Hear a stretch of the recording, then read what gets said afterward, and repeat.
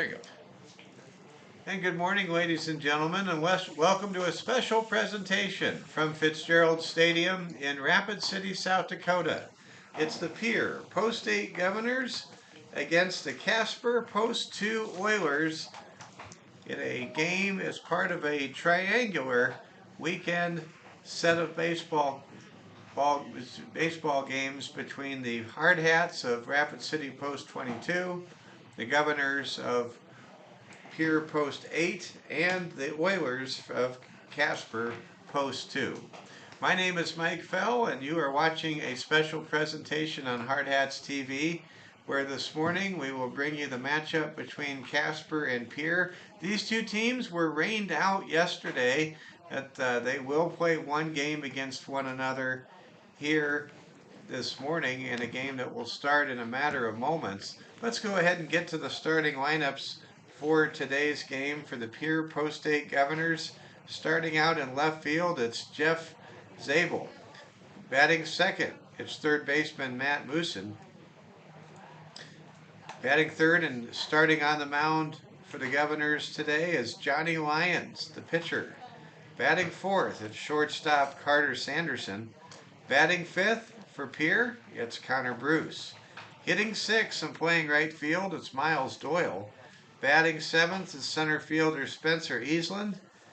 Hitting eighth, the catcher in today's game, Nolan Peterson. And rounding out the starting lineup in the 9-hole is first baseman Hudson Allen. So for Pierre Post 8, it's Zabel, Moosen, Lyons, Sanderson, Bruce, and Doyle, Eastland, Peterson, and Allen. For the Governors, who come into today's game looking for their first win of the season, coming in with a American Legion season mark of 0-8.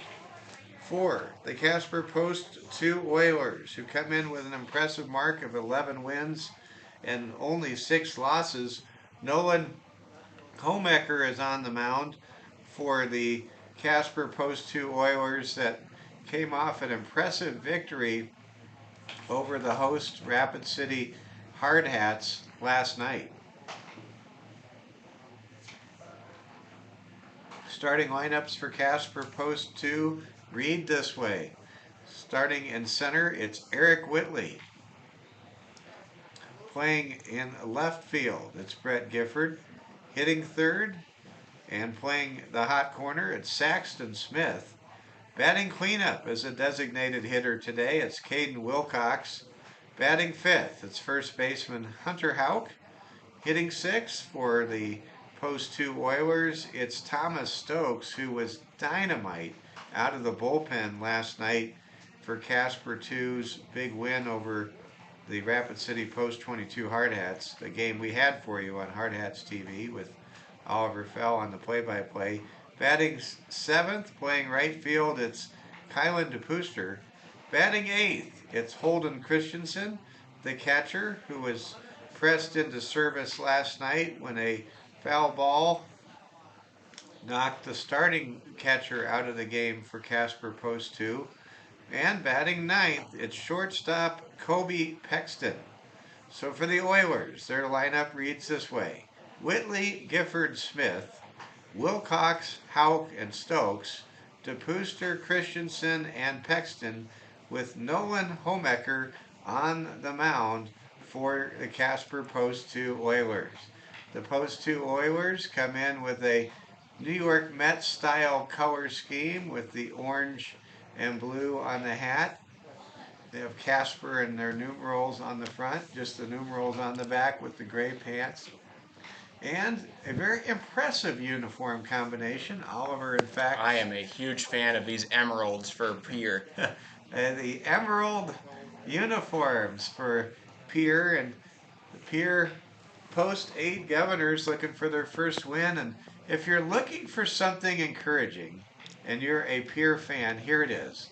And that is, a week ago at the Veterans Classic, I called the Sunday morning game between Sturgis and the Canyon City, Colorado team, and Sturgis had yet to get a win. Yep. And then, what do you know, Sturgis got their first win when they were at Fitzgerald Stadium, and Hard Hats TV with yours truly was behind the Yeah, it was microphone. their first game that you were broadcasting.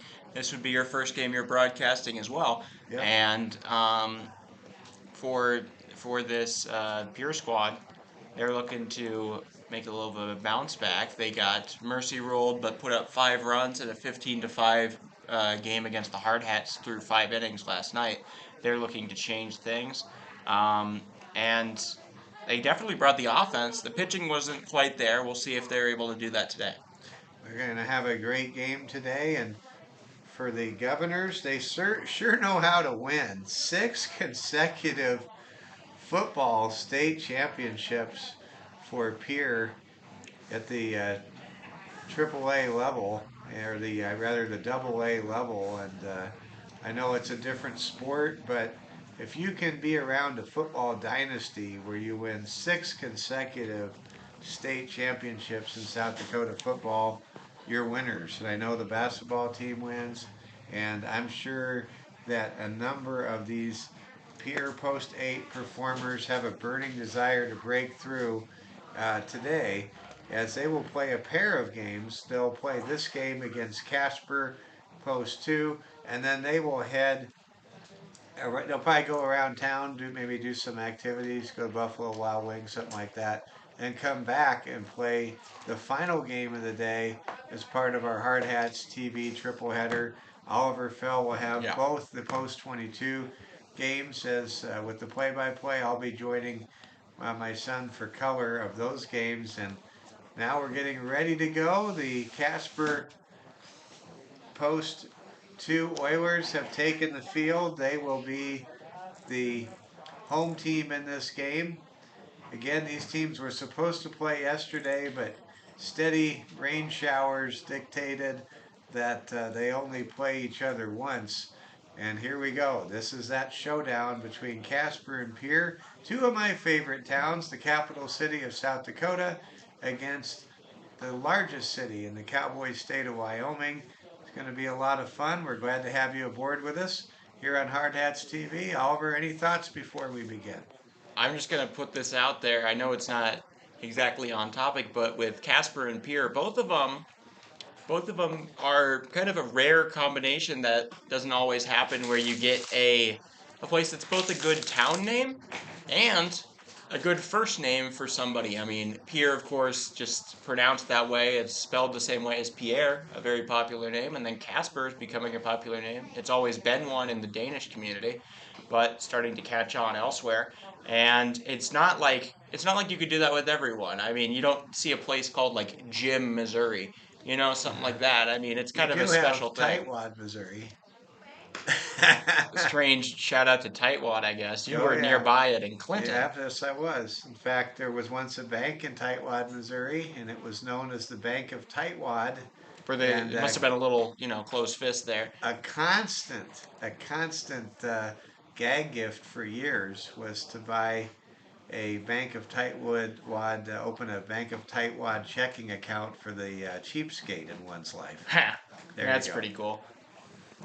Well, anyways, I'm excited to see this. Lyon's going to be on the mound for that Post 8 team. He was the third baseman yesterday. He was pretty sure-handed out there, had a pretty good arm, though he did allow one error. So, I mean, we'll see how Lyons does. That, of course, the Hudson Allen and I believe it was Jeff Zabel were the two pitchers for Pierre that allowed 15 runs. So it was kind of an iffy one there, but I'm excited to see what Lyons is able to do. Maybe they save their best for day two. Here we go. Johnny Lyons on the mound, ready to No, pitch to. It's Casper's pitching. Yeah, I've got the right team. Yeah, but you don't have the right pitcher. Your pitcher is Thank you. yeah. Okay, so we're underway. Pitch coming in from Oh no, Nolan. you've got the right guy for them, but Casper's on the mound, so their pitcher is pitching. It's on your other side of the sheet. Okay, thank you. Nolan Homecker starts There us you go. out with a strike, and we are underway. Count is 1-0. Coming up to 1-1. bat, 1-1 rather. Coming up to bat's Jeff Zabel. Pitch to Zabel, hit hard to the right side, and that ball will get through for a base hit. And Pierre, looking for their first win of the year, off to a good start. as Jeff Sable gets on board against Nolan Homecker.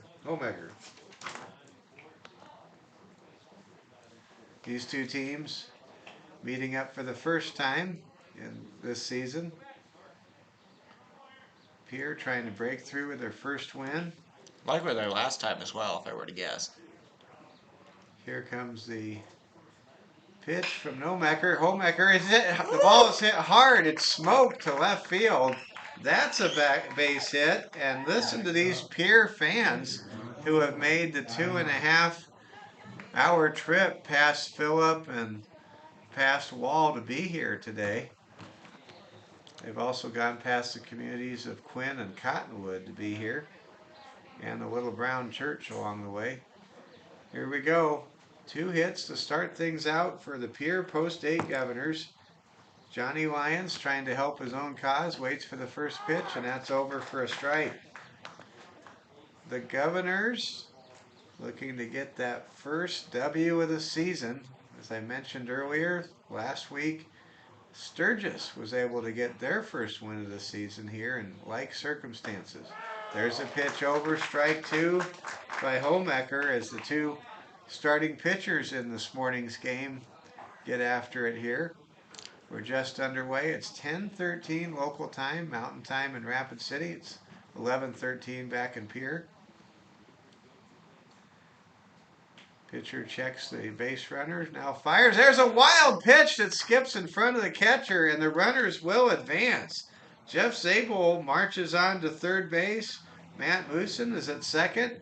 And now a pair of runners are in scoring position with nobody out. And the count moves to 1 ball and 2 strikes as Johnny Lyons has a chance to give Post 8 a lead right out of the gate. Now, this is the kind of offensive explosion that the Governors were able to do last night, putting up 5 in 2 innings to start out the game. Ball is hit down to third. It's fair. Throw across the diamond in time, and that was a big out for the Oilers. That's a 5-3 ground out. Lyons, who was ahead in the count, fails to do anything with the runners at second and third. They had to be very mindful of how close the ball was to third base on that squib chopper down the third base line. And now Carter Sanderson will come to hit, the cleanup hitter. Left-handed hitting shortstop, waits for the first pitch, and he laces it right to the second baseman. Ooh. For out number 2, or rather the shortstop for out number 2. So suddenly, Pierre Post 8 in danger of squandering a golden opportunity to take an early lead, but we'll see what happens here. Connor Bruce now the hitter, the second baseman, hitting right-handed. Waits for Homecker's pitch, and Homecker's throw is just off the plate outside for ball 1. Boy, what a lift it would be for Noah Homecker for Casper Post 2 if he could get out of this jam with no damage. Ball is struck high to right field, and it is caught for the final out.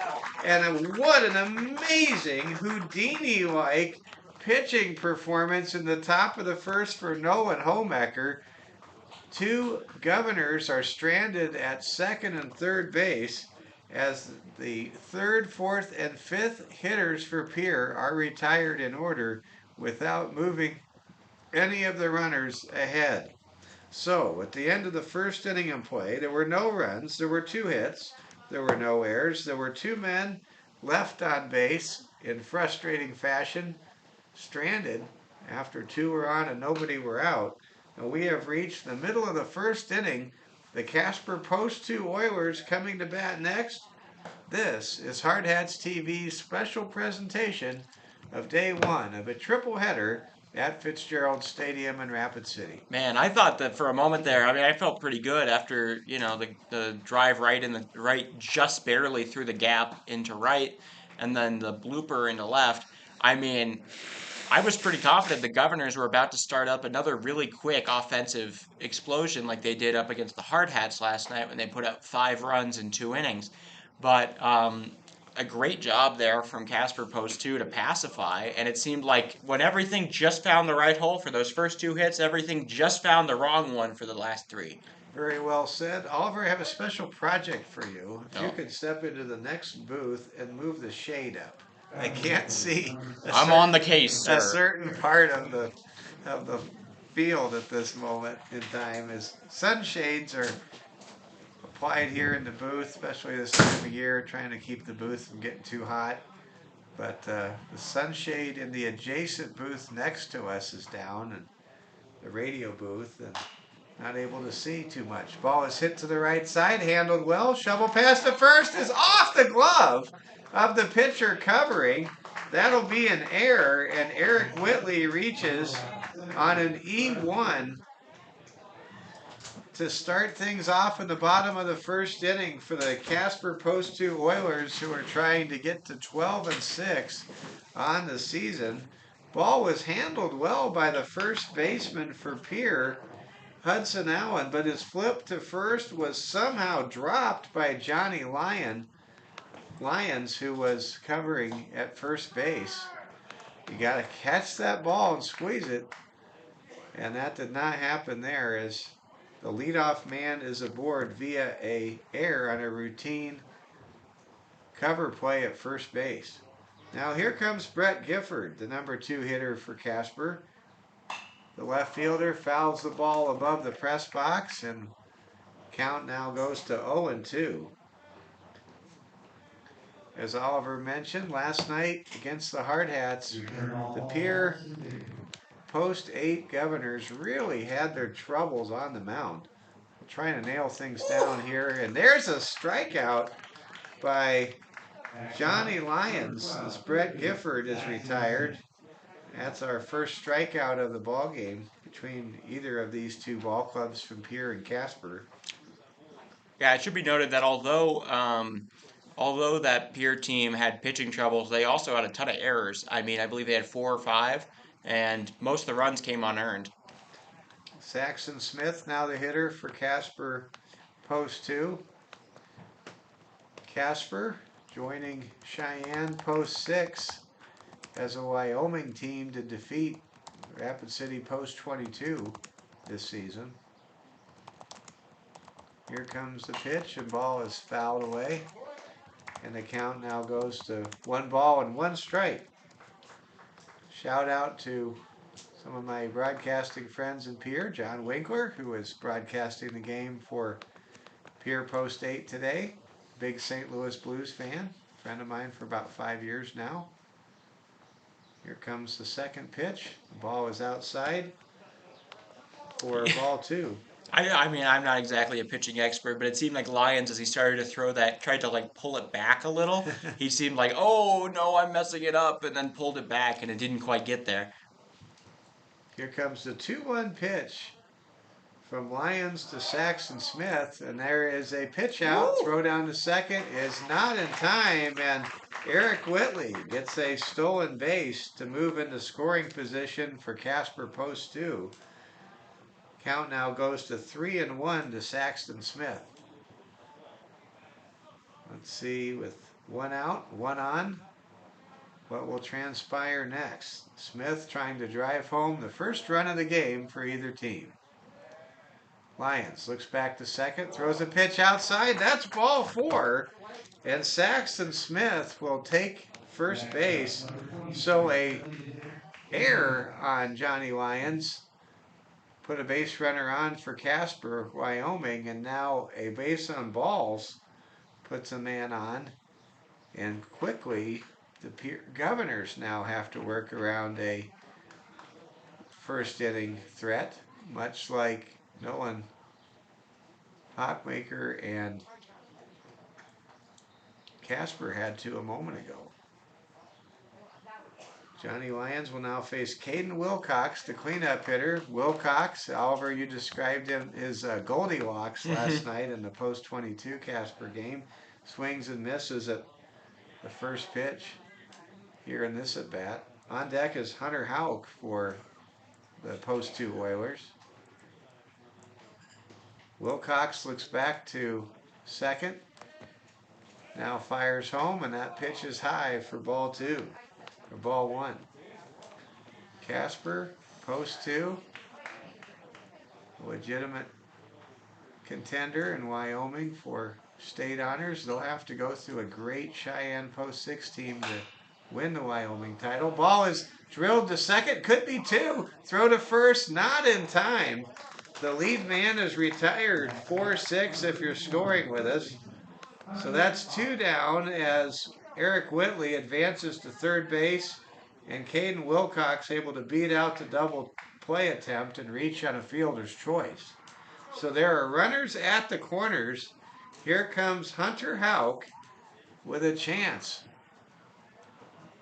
to put the Casper Post 2 Oilers on top here in the early going at Fitzgerald Stadium in Rapid City.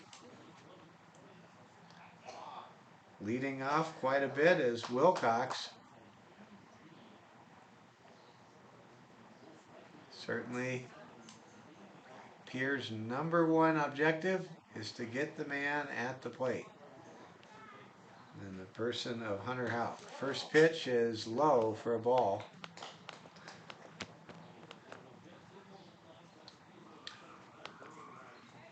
We hope that the young man that was playing catcher for Casper Post 2 is okay this morning. What was his name? Linkla? Well, there's a stolen base attempt. There's nobody back there. Now there's an error, and a run will score. Wow. What a disaster. I mean, he ran. They told him. Lions still didn't get there, and neither did the second or shortstop. Nobody was covering the bag. They should have gotten him, and all of a sudden we got a run allowed. Yeah, which should have been a routine pickle play or throw, pick off. As Caden Wilcox took off and is able to steal second base.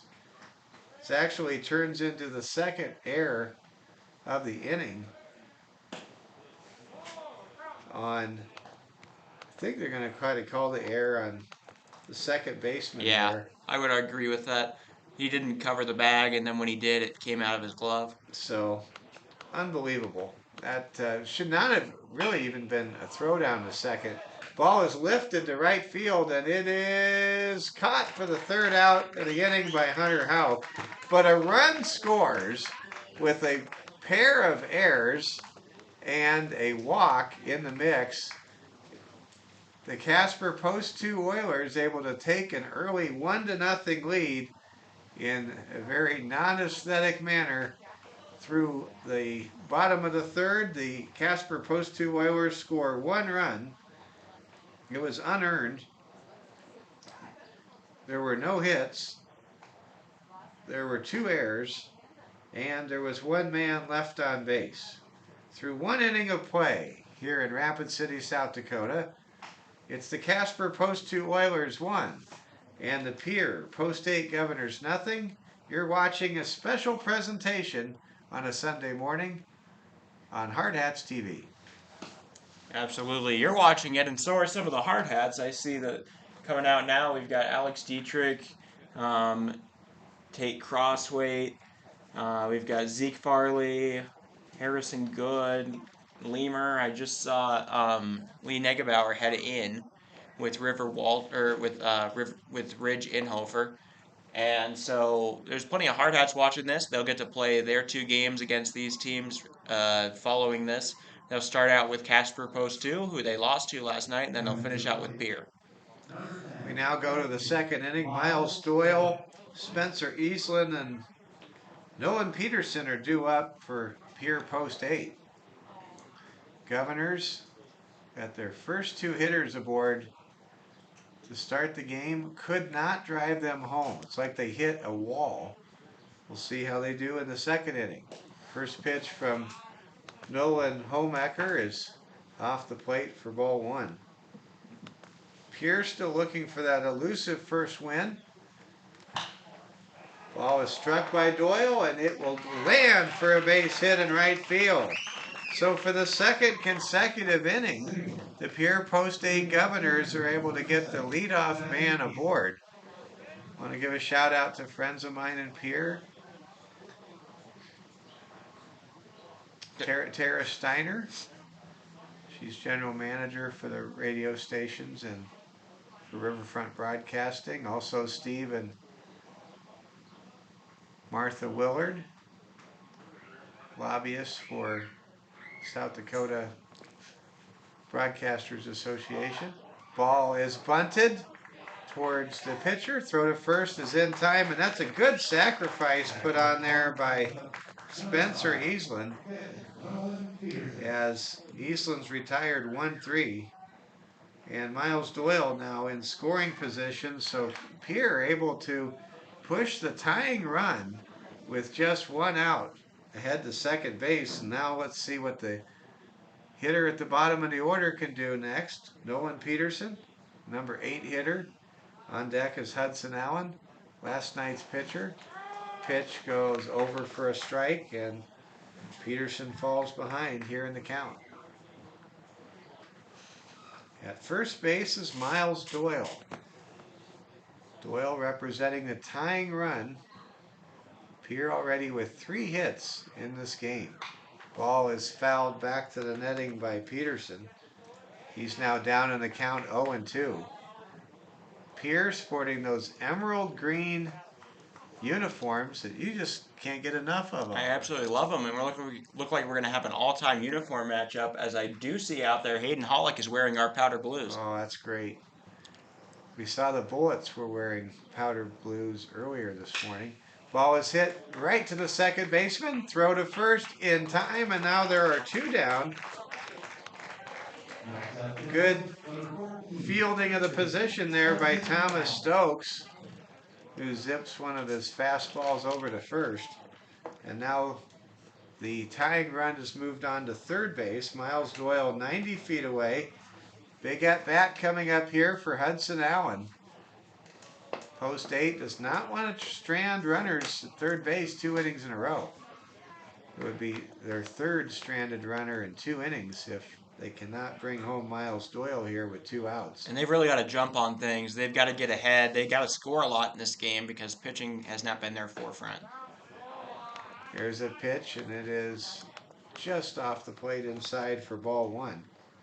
Nope. Hudson Allen trying to come through in the clutch here.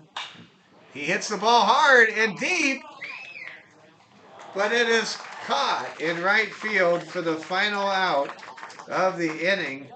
And for the 2nd consecutive inning, Pierre Post 8 puts up a serious threat to score and is turned away by Nolan Homecker and the Casper Post 2 Oilers.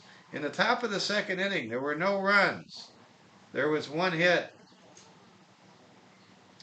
There were no errors, and there was 1 man left at third base. We move to the bottom of the 2nd inning.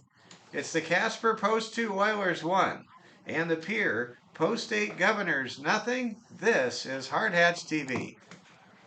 All right, we'll see what Lions has to bring in the bottom of the 2nd. They can now allow themselves to get behind, and the lack of scoring is definitely hurting. I mean, 3 hits, nobody comes home. That's not acceptable, especially when you have to support a pitcher who is gonna probably have to go a significant portion of the time and is coming off of 2 pretty bad pitching performances. You'll have to see how. I mean, you really have to support a pitcher here. If not, just give them a lead, something to calm their nerves, if nothing else. I want to give a big shout out to all my friends that I used to be in the fantasy baseball leagues with in Casper, especially Jim Smith, a 10-time American League Anheuser-Busch champion in the Casper American League Fantasy Baseball League. Here's a pitch to Thomas Stokes. It's outside for a strike, and you know this, No, Oliver. ball. It's 1-1. Oh, it's 1-1. Okay, the counter is He's not doing his best. Okay. Here comes the pitch to Thomas Stokes from Johnny Lyons. That pitch is high, and the count now goes to 2-1. Oliver, you know this. I was in the Casper National League, Auction League, and the Casper American League Auction League. It took place for a couple years there, and I was never prouder of a title than winning the Casper American League crown back in 2015. man, I was just so happy. Got quite a trophy I got to share too. It's a traveling trophy. Next pitch is outside. It's the year the Kansas City Royals won the World Series. Woo! That's They are a long ways from doing that again. Count is full at 3 balls and 2 strikes to Thomas Stokes. Here's the payoff pitch, and the ball is lifted foul, and we'll do it all over again. something about those Royals this year. I honestly equated them to what the Diamondbacks were before the season, and the Diamondbacks are legit now. I mean, I thought, oh, They're in first place. Pasquantino, Witt, Massey, some good young guys. Ball's hit to right field, and it is going to be a fair ball and a base hit Whoa, that for landed in. Thomas Stokes. There was a great effort made by the second baseman to dive and make the catch, and he came up short of making the grab. Connor Bruce laid out, and the ball landed eventually in foul territory, but when Bruce made contact with the ball, it was in fair territory. I mean, there was about 4 feet in the outfield there where nobody was going to get it with that amount of time, and that just made it into that little square.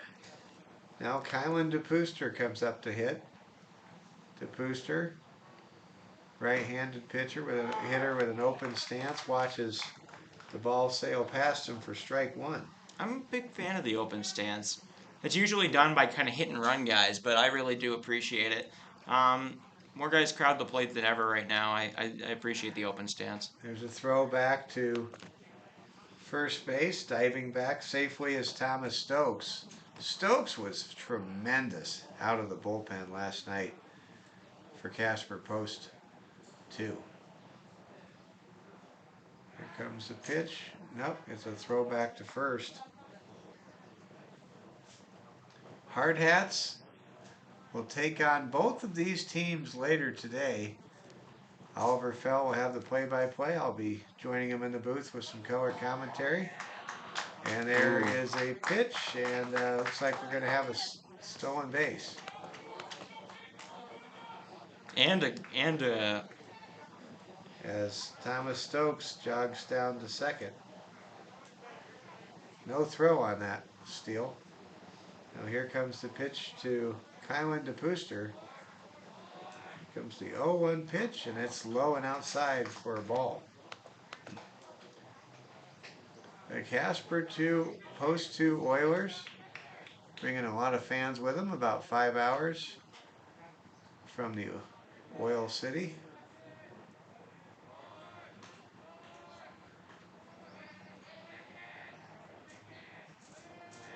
Johnny Lyons taking his time, fires home, and gets strike two.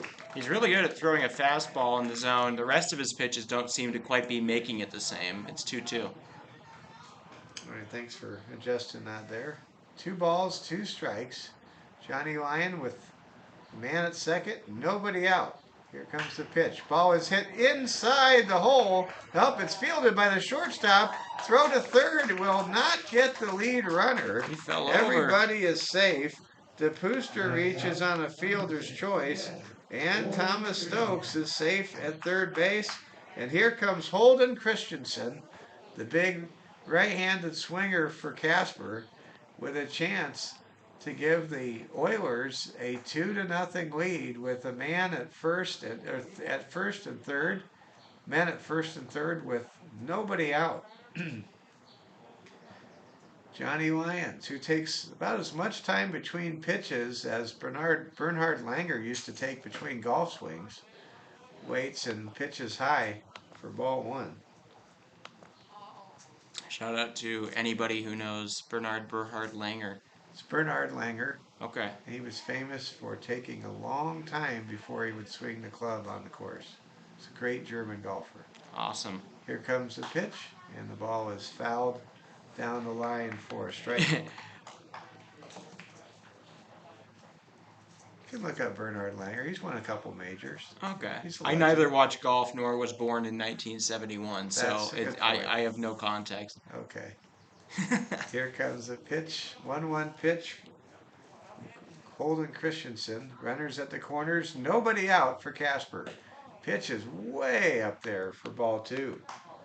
Happy to have all of you fans watching along today, whether you're tuning in from Casper or Pierre. My guess is we have more people watching from Casper just because Casper did not send a radio or video crew, but Pierre sent John Winkler to bring the game back to the fans back in the South Dakota capital city. There's a swing and a miss, and the count now goes to 2-2. Can Johnny Lyons get out of trouble here? I mean, he still needs to get three more outs, but if he can get this one, it'd be huge. Here comes the 2-2 pitch from Johnny Lyons. Pitch is swatted up the middle, handled by Lyons. Lyons throws to third. The tag is made, and that's out number one. And listen to these Pierre fans. The leadoff man is retired. Great pitch by Lyons. And he is able to retire Thomas Stokes 1-5 for the first out of the inning. Kylan DePooster able to advance to second on all of that mayhem. And fielder's choice at first base puts Holden Christensen. So now there are runners at first and second. Ball hit down to third, and the lead run is retired. Throw to first is a wild throw. And a runner will advance to third, and another man goes to second. And now a pair of Oilers are in scoring position with 2 outs. What started as a very innocuous play that did not give any cause for alarm for Pierre Post 8 suddenly turned into serious danger. But there are 2 men retired as DePooster is retired. And now the ball is hit. It's fair down the line. That'll score a pair of Oilers.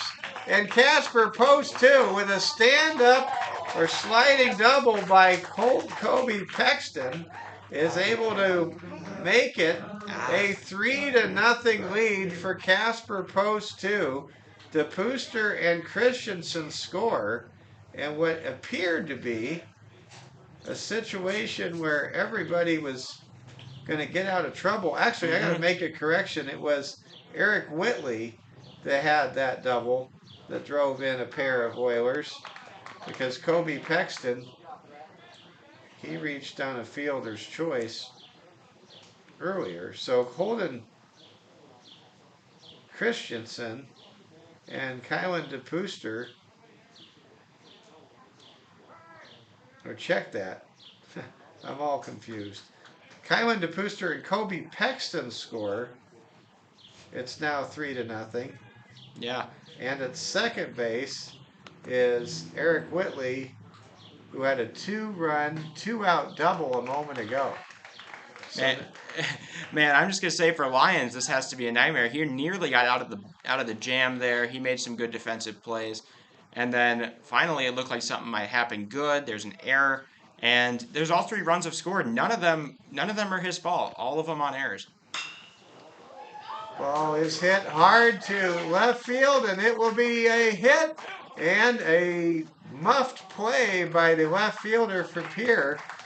Allows Brett Gifford to reach second base. That will be a double, and that will be an RBI for Brett Gifford, who now brings home Eric Whitley. So it is now 4-0, and what appeared to be an easy escape for Johnny Lyons instead has turned into a horrific second inning. 4 men have crossed the plate, 3 here in the second inning. For the Casper Post 2 Oilers, it's 4-0 in favor of Casper over Pierre. Here comes the pitch over the plate to Saxon Smith, who grounded out his first time to bat back in the first. First 2 pitches from Johnny Lyons are strikes. Nope. It's 1-1. Oh, again. The guy's just slow at it. Just being thrown off by the operator here in Rapid City with the scoreboard. Here comes the pitch, and that's a swing and a miss. Strike 2. Count now goes to 1-2. He put up a strike 3. Yeah, no. Was it 2-1? It might be 2-1. Okay, we'll go I didn't with track the second ball. Saxton Smith, the hitter. At second base, it's Brett Gifford. And the pitch is Ooh. outside. The count goes to 3-1 now to Smith. Casper Post 2. Winners last night over the Post 22 Hard Hats. They will face the Hard Hats again in the game coming up next here on Hard Hats TV. I think that game's set to begin about noon today. Pitch is inside, and that will be ball 4. And now Saxton Smith able to reach base for the first time, or rather for the second time today. He reached on a walk his first time. He reaches on a walk again from Johnny Lyons. And now Caden Wilcox will come to hit. Wilcox, aka Goldilocks, as he has been described with his blonde locks, stands at the very back of the batter's box with an open stance. You have to wonder waiting if he'll for the step pitch into it. He does. from Lyons, and that pitch is outside for ball 1. I think Very unique stance there. You know, I think that if I remember correctly, it was Harold Baines was a guy who I remember seeing on a segment of the whatever the MLB network host thing was. I think he was in there, if I'm not mistaken, and he was talking about how he used to take a step forward and back and left and right during his swings while he was awaiting the pitch sometimes, trying to if he was a little bit early to something, he would step back a little. If he was a little late to something, he'd step forward. And a lot of guys weren't used to that. And then I've seen Ozzie Albies hit a homer last year where he adjusted his feet right as the pitch was being thrown and hit a homer. People don't play around with the batter's box. They've got the entire thing to work with. Usually they confine themselves to just a little zone. And guys with leg kicks, they use the whole thing. And remember, you can step around as much as you want in there. It might even throw off the pitcher. Very good analysis there, Oliver. So the conference is over on the mound. Johnny Lyons, who has really been done in by some key errors from his teammates, Hasn't earned a run. and has had a hard time closing out innings. In trouble here. And there's a pitch out for ball 2 to Caden Wilcox. Caden Wilcox able to reach on an error, reach on a fielder's choice, steal a base, and advance on an error last inning. Here comes the pitch, and it is outside for ball 2. I have to feel for him. He's definitely getting tired. I think this is, his 8th batter of the inning? But it's only the second inning. He shouldn't be tired. I know, but he wants a break. Well, he's not getting one. Well, not if he doesn't work for it. Here comes the pitch from Lyons, and it's outside ball 4. And now the bases are loaded for Hunter Houck, who flew out to right field his last time up. I wonder if Hunter Houck's related to former New York Yankees manager Ralph Houck. Or the current Boston Red Sox pitcher Tanner Houck. Or Tanner Houck. There he is, St. Louis, Missouri. So Gifford's at third, Saxton Smith's at second, Wilcox is at first, and we may have a pitching change coming up, and we do. There will be a pitching change. All of the runners on base belong to Johnny Lyons. No, none of them do. Coming out of the bullpen. If I'm not mistaken, none of them should count because they're not earned, but they would be charged. He would be run allowed. They belong to, yes, they belong to Johnny Lyons. Johnny Lyons did not earn a run at all today. The errors really let him down. So we have a new pitcher, number 22 for Pierre. Let's see who that is. The Post 8 Governors, trailing 4-0, make the call to the bullpen. Governors have to be careful with what they do with their pitching because they still have a game at 2 o'clock this afternoon against Rapid City Post 22.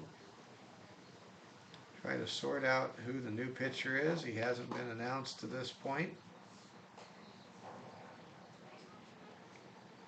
And it is, here it is, Matthew Coverdale is the relief pitcher coming in for Pierre. Matthew Coverdale replacing Johnny Lyons, who went an inning and 2/3 for Pierre Post 8. Here comes the pitch. Ball will be bobbled by the third baseman. It goes past the shortstop. 1 run will score. 2 runs will score as there's a bounce throw to the plate, and that gives Casper a 6-0 Oh lead. my gosh, it can't get any worse. On the third baseman for Pierre Post 8. That should have been an easy out. They've had about 3 times that should have gotten out of this inning. Matt Mooson just completely whiffed on a bouncer that should have been very routinely handled for the third and final out of the inning. It should be noted Lyons is normally that third base position before he got subbed out here at pitcher. They didn't put him back over there. That might have cost him. So a man's at first base now. Runners are actually at the corners. Wilcox at third, Houks at first. Saxon Smith and Brett Gifford scored a moment ago. And it's now 6-0 in favor of Casper Post 2. But Pierre has been their own worst enemy more than Casper has been their enemy in this game. And you can see that Pierre just really struggling in the field, on the mound, struggling to execute. And that's one of the frustrating things when you start a season without a W. Everything just gets harder. And for right now, as of right now, even though we know that there are some legends out there for Pierre that are part of that 6-time defending football championship, they're really having a hard time on the diamond, trailing 6-0 to the Casper Post 2 Oilers. Ball is fouled away at the plate by Thomas Stokes, who will bat for the second time in this inning here in the bottom of the second. Stokes, his first time up, got a single and stole a base, and then was retired at third by Johnny Lyons. And there's a pitch, and that's strike 3. And Matthew Coverdale is able to strike out Thomas Stokes to end the inning. But 10 men come to bat for Casper Post 2 for the Oilers. They scored 5 runs on a total of 3 hits. There was 1 error committed. Check that. There was 1 error committed, and there were 2 men left on base. And through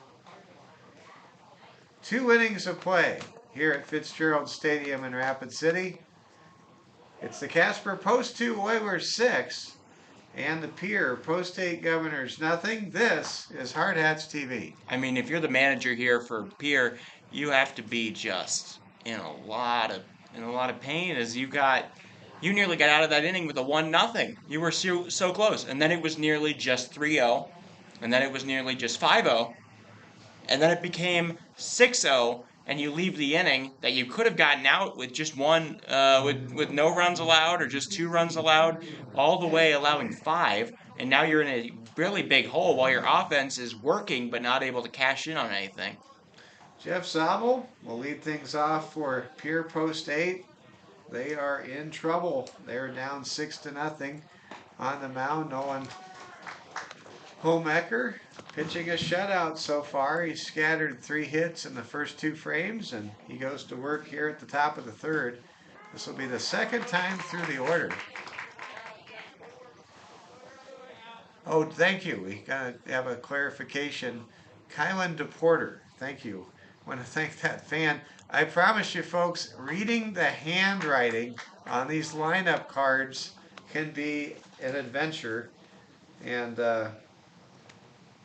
want to clear that up and thank our friends down in Casper that let us know what we needed to know there. There's a pitch outside. Count goes to 1-2. Jeff Zabel singled as the leadoff man in this ball game. We'll try to go 2 for 2 here. There's a pitch outside for Ball 2. Count now at 2 balls and 2 strikes. The Casper Post 2 Oilers leading 6-0. We're in the beginning of the third inning of play. Ball drilled through the middle, right past second base and into center field by Jeff Zabel. And now the Post 8 Governors come to work again at the plate. It's been the pitching and defense that has been the undoing for the emerald-clad Govs today. Offensively, Post 8 has been able to put players on base consistently. Ball is fouled out of play by Matthew Mooson. Mooson able to get a single, and he was stranded at second back in the first inning. Mike Fell, Oliver Fell with you. Live from the City of Presidents, Rapid City. Ball's hit hard to right, and it will drop fair and go all the way to the corner. Pierre fans are going wild. They are sending a runner home. This could be a play at the plate. No, it'll be a bases clearing RBI triple for Matthew Mooson. He is able to clear the bases and score Jeff Zabel, and now Pierre Post 8 is on the board, looking for their first win of the season with nobody out. A man is at third, and here come the Governors trying to rally, now down 6-1 to Casper Post 2.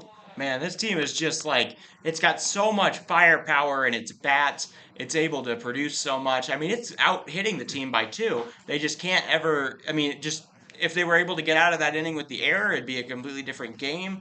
And they just got to claw back. Great offense, defense a little bit lacking. It's very similar to a Canyon City team that we saw at the Veterans Classic a week ago. There's a pitch over for strike 2. I think it's 1-1. Okay. I think he's crazy. He might be. Here comes the pitch from Homecker, and it's fouled away. Now the count is 1-2. Did you see the Manny Machado catch in the Padres' win over the Rockies yesterday? It was quite a catch. Very odd catch. There's a low pitch inside. Count now goes to 2-2 to Johnny Lyons. Or check that, not Johnny Lyons. It's Matthew Coverdale, who came in to relieve Lyons. He is the hitter, the big left-handed swinger, and he fouls the ball off the grassy over somebody's picnic or something. Field. You should say grassy berm. You say grassy knoll, everyone thinks you're referring to a moment in history that's been under more. You could say a JFK assassination. Here's a ball that is a chopper to second, and that will score a run. Matthew Coverdale able to bring home Matthew Mooson. One mat helping place another mat, and that makes it 6-2 for the Pierre Post 8 Governors. And here comes Pierre Post 8. They have the offense. Yeah, they've got everything going there. I mean, they are out hitting this this Oilers team 6-3 right now. Here comes a pitch from Nolan Homecker, and it's now a count in favor of the pitcher. No balls and 1 strike. Carter Sanderson, the cleanup hitter, to bat here for Pierre. Ball is hit hard to the shortstop. Could be 2. Flip to second. Oh my gosh. Oh, get there. It's dropped. Get out of the bag. It's dropped. What the heck? No, the ball was dropped again. What just happened? They better sort this out. I think the man is safe. He didn't get to the bag. He slid too soon. We just had a What just happened? Let's just sort this out and unpack this. So there was a grounder to the shortstop, flipped to second. The ball was dropped. Then, after the ball was dropped, the base runner for Pierre, Matthew Coverdale, who had stopped thinking he was out, then crawled and stammered his way, still was in the base path, and got his hand on the second base bag, then lifted his hand, then seemingly got tagged. he was called out, And then the but ball then came out the his ball hand. came out again of the hand of the shortstop for Casper, and He's out. now they have talked it over, and he is in fact What just out. happened? We just had Matthew Coverdale There were 2 errors and he still got get out. called out, then safe, then out, then safe, and now he's out. And if you can follow Wow. that on a scorebook, congratulations. If you can follow my analysis, give yourself a candy bar. Wow. The thing about him is he slid too early. Then he was trying to crawl over. Then he got up and he was like less than a stride's length away from second, and he never like lunged for it. He just kind of No. started to like move over there, and then he got tagged, and the ball came out. And I don't know, man. Both players played some pretty bad plays there. I mean, it was in and out of that second baseman's I glove. think what they decided was that the base runner was out on that second tag, and then the ball just happened to drop out after the tag. I was would believe it. applied. A lot of things have dropped And out of that second baseman's glove. I think that's what happened. It was a 6-4, but it was the play by the Oh my base runner God. Coverdale, but he lifted his hand that opened himself up to be tagged. You just don't do that. You have to make sure part of your body is touching the base at all times. Yeah. And that was just a mental error there on Matthew Coverdale. That was that a lot of created the errors. first out of the inning. So a man is on, a man is out, and 2 runs have scored. That's the good news if you're a Pierre Post 8 Governors fan. Ooh. And it's a 6-2 ball game in favor of Casper Post 2. Connor Bruce, the hitter. Connor flew out to deep right his first time up. Pitch to Bruce. Ball is drilled through the third baseman in the third base bag all the way into the left field corner, and that will be a double that advances. Oh my God. Advances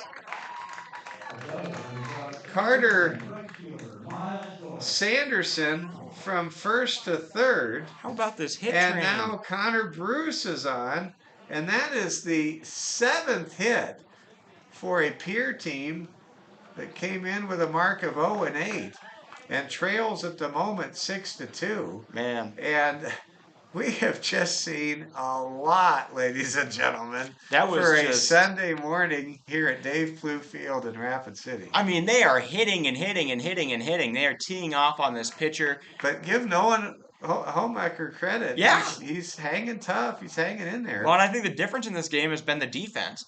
He has. Here comes the pitch. Ball is drilled to left field. 1 run scores, and it's 6-3 now as Miles Doyle comes through with his second hit in as many at-bats, and he drives home. Carter Sanderson with the 3rd run of the inning, and it's now a 6-3 game here in the top of the 3rd inning with a man at 3rd and just 1 out. Any kind of hard contact from Spencer Eastland here can really make this game tight. And the hit parade continues for the emerald and white clad boys from the capital city of the Rushmore State. Pitch over from Nolan is a strike. Spencer Eastland had an outstanding sacrifice bunt back in the 2nd inning. I don't think you they need wonder to do that if here. we could see a squeeze No. play. You wonder. You keep getting hits. I wouldn't worry about getting that out. That's a great point. All right, I'm with you, Albert. You convinced me. Yeah, you get enough hits, you don't need a sack bunt if you think you can get it on and knock it out. I just say slam it up the middle and hope the second baseman drops it. Here comes the pitch to Spencer Eastland from Nolan Homecker, and that pitch is high for a ball. Want to pass along condolences to a true legend that passed away yesterday in South Dakota high school sports. The Unabomber. Larry Lugens, the longtime state championship, the winningest all-time coach in the history of South Dakota, passed away in hospice in Sioux Falls yesterday morning. And a good friend and South Dakota sportscaster of the year, Steve Ammerman, will have an exclusive interview at 9:40 Monday morning, tomorrow morning on News Radio KOTA with Dave Hollenbeck, uh, the head coach for St. Thomas More, who coached against Larry Lugens in the Black Oh, Hills Conference for many years and who just had recorded his 500th career victory at the state tournament in Sioux Falls man. last March. And Larry Lugens was a tremendous Christian gentleman. I know where he is right now, and I'll tell you, as we've got a conference on the mound, perhaps a pitching change, can just share that, and it is a pitching change, as no one will, Homecker will check out of the game. Hard to blame the manager there though. You can't say. I mean, a lot of hits were allowed. A lot of them were almost played well by the defense, and a lot of them just about got through or got down or were fair or anything like that. Just kind of an unlucky day out there for the pitcher. I think Caden Wilcox. Nope, it's somebody other than Caden Wilcox. I thought it was Wilcox just looking at the long blonde hair. Well, let's sort this out. Who is the new pitcher for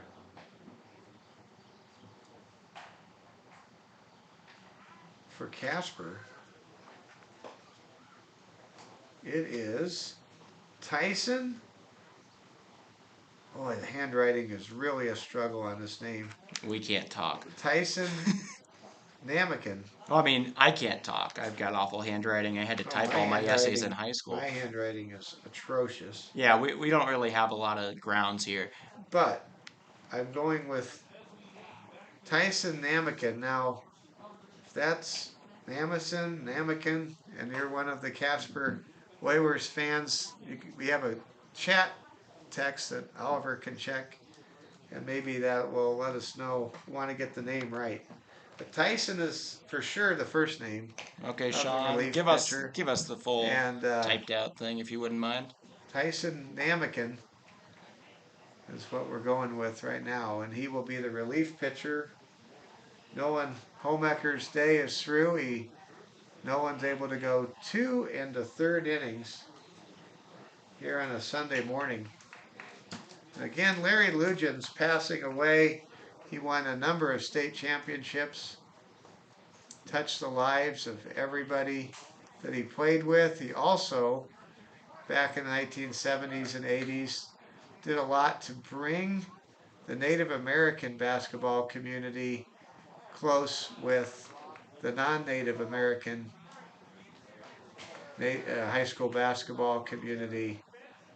True inspiration, Christian gentleman, winningest coach in boys South Dakota high school history. Larry Lugens passing away over the weekend in Sioux Falls, and you will be missed. There's a stolen base by Miles Doyle. And a strikeout. There's a strikeout to Spencer Eastland for the second out in the inning. And now here comes Nolan Peterson to bat. Nolan grounded out his first time up to bat for the Governors. There's a swing and a miss. And Namakin really doing a good job right out of the chute here. Namkin. Thank you, Sean. Thank you. Appreciate it. Tyson Namkin. Able to retire the first man he faces. There's a pitch in the dirt. Good play there made by Casper's Holden Christensen. He filled in last night too for Lachlan. Christensen, maybe it's because he knew he was going to start. I don't know. He's been a lot sharper with his defense behind the plate than when he had to come in yesterday after his teammate was felled by a foul ball below the waist. 1-2 count to Nolan Peterson. Coming up here, 2 men on. And the ball is hit back to Namkin. And the throw to first is in time. And that strands for the second time in 3 innings for Pierre. 2 runners are stranded at second and third base. 5 men have been stranded in scoring position for Pierre Post 8 in the first 3 innings. But let's focus on some positive outcomes from the third inning. Pierre able to cut a 6-0 deficit in half. Pierre able to score 3 runs on a total of 4 hits, and there were no errors, and there were 2 men left on base. Through 2 1/3 innings here in Rapid City, it is the Casper Post 2 Oilers leading Pierre Post 8 6-3, with Casper Post 2 coming up. This is Hard Hats TV.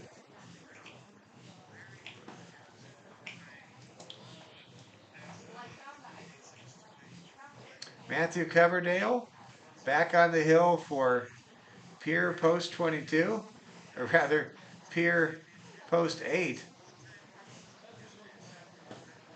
What an absolutely crazy sequence we saw in that Dear last Lord, inning what at was second that? base with Matthew Coverdale and Casper's shortstop Kobe Pexton. If you're just joining us, there was what appeared to be a double play ball that could have significantly impacted what just happened.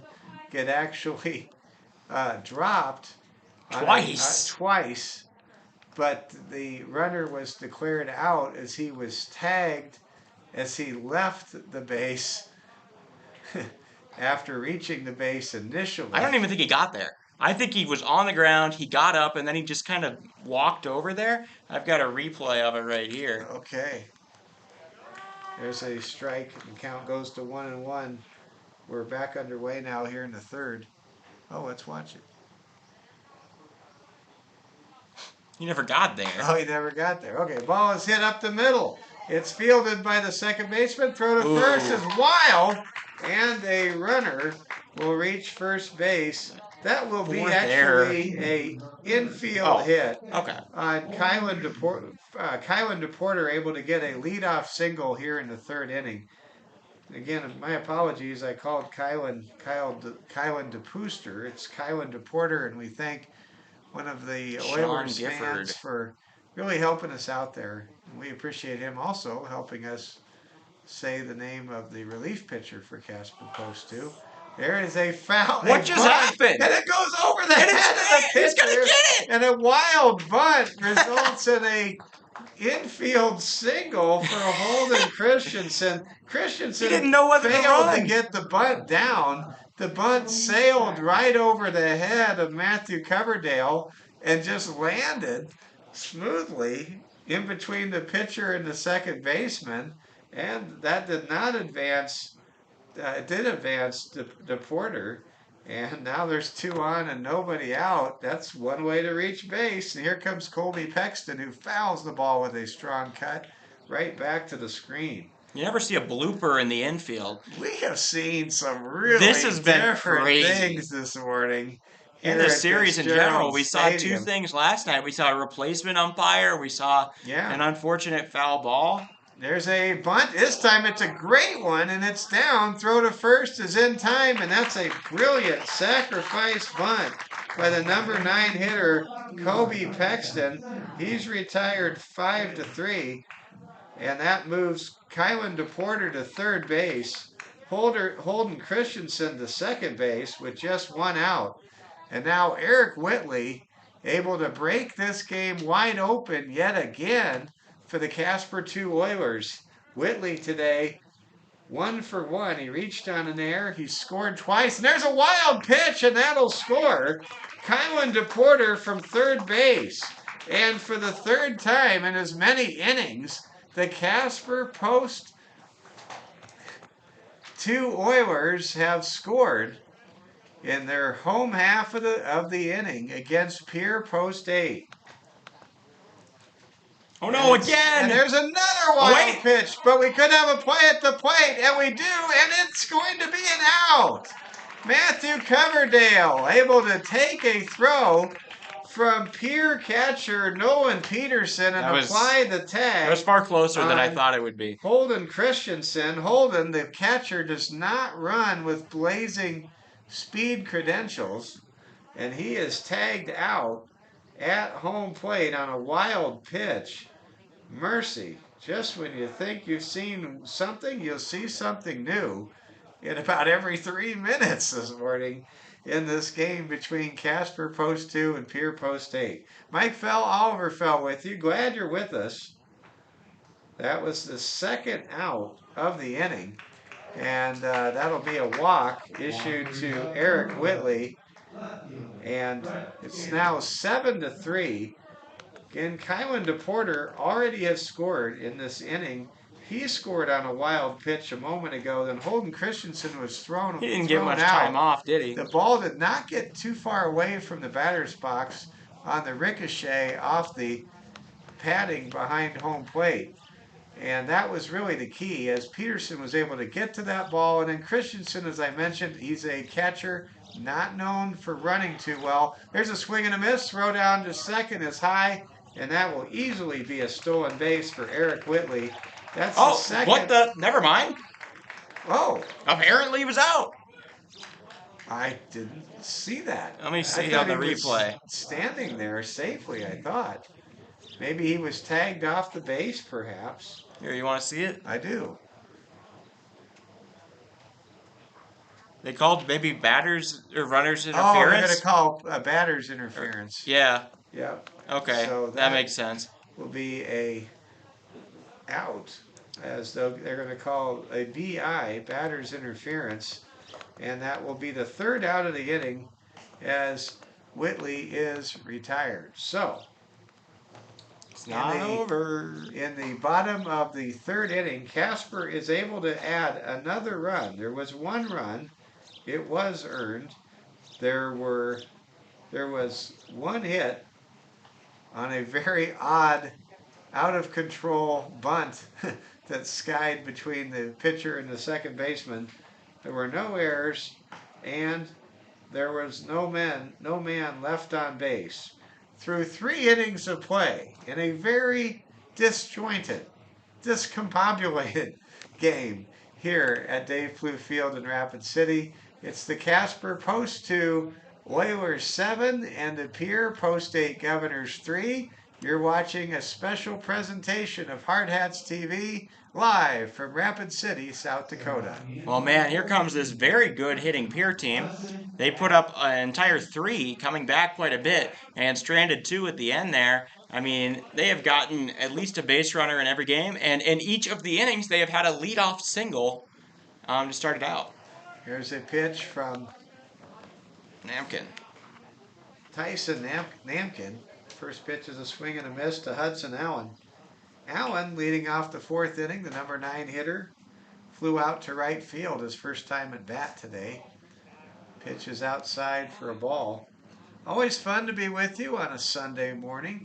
Hope you've had a great day. Maybe you're just getting back from Mass or church, or maybe you're just waking up. Settling in for the ball game. Settling in for the ball game. You're going to enjoy a 3-game showcase here today.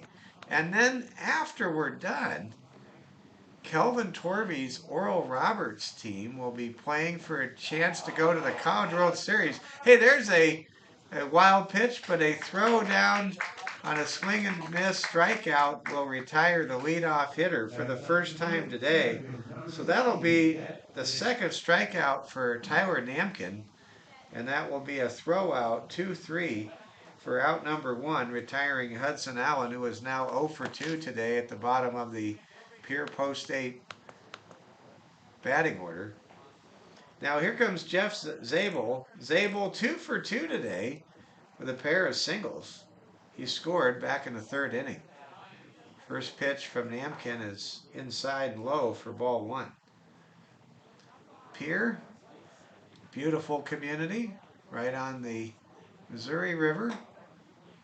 Here's a pitch. It's outside. A lot of politics, of course, happens in Pierre. Pierre is the 2nd smallest state capital in the Union. Here, we'll do a little game. Tell us the first smallest. I know. I know you do. Oh, okay. We're gonna see if others Okay. do. Here's a pitch outside I don't actually know it. for a ball. I have my Count now guesses though. 2-1 to Jeff Zabel. Zabel, left-handed hitter, very prolific hitter. Here comes the pitch, and it is. There we It's go. actually going to be ball 4, and Jeff Zabel will get on base. Post 8, still looking for their first win of the season. They have really hit the ball well. They've gotten on base consistently, but it has been the pitching and the defense that has really been the story of this game, as Casper, as all winning teams do, take advantage of their opponents' miscues and score runs. There's a pitch outside from Napkin over against Matt Moosen for a strike. I'm gonna go with And, Namkin, not Napkin. Namkin. That's his name is Namkin. Yeah, you said I said it napkin right. there. I didn't say napkin. You said napkin. No, I didn't. Ball is hit to short. Over to second. Chance for a double play. Throw to first is in time. And Casper Post 2 Oilers turn a 6-4-3 double play, erasing Jeff Zabel and retiring Matt Musin, the hitter. And just like that, the Post Pier 8 Governors go down in order. Is that our answer? It's it is. Montpelier is the right answer. Way to go. Carissa did a fine job with that answer, and I think she deserves a gift card. Okay. So there were no runs, there were no hits, there were no errors, and there were no men left on base. Through 3.5, we're halfway through this 7-inning battle. It's Casper Post 2, 7, and the Pierre Post 8 Governors 3. This is Hard Hats TV. I mean, okay, so as this game goes on, make sure that you keep a little bit of an eye on the clock here. We started this game on time. After this game will be the rematch between the Casper Post 2 Oilers and our Post 22 Hard Hats. That'll be about 30 minutes after this game. We look like this will almost certainly run over, but we of course come in a little bit of I mean, we're flexible to that. So if you see the scheduled stream for 12 o'clock for the doubleheader, that may be pushed back slightly as this game keeps on going, as we're only halfway through it right now, and it has been an hour 20 so far. Got a score from the early Sunday morning Peacock Network, streaming network Major League game on this Sunday, and it's the Detroit Tigers leading the first place Arizona Diamondbacks 5-2 in the Motor City at Comerica Park. That game in the top of the 7th inning.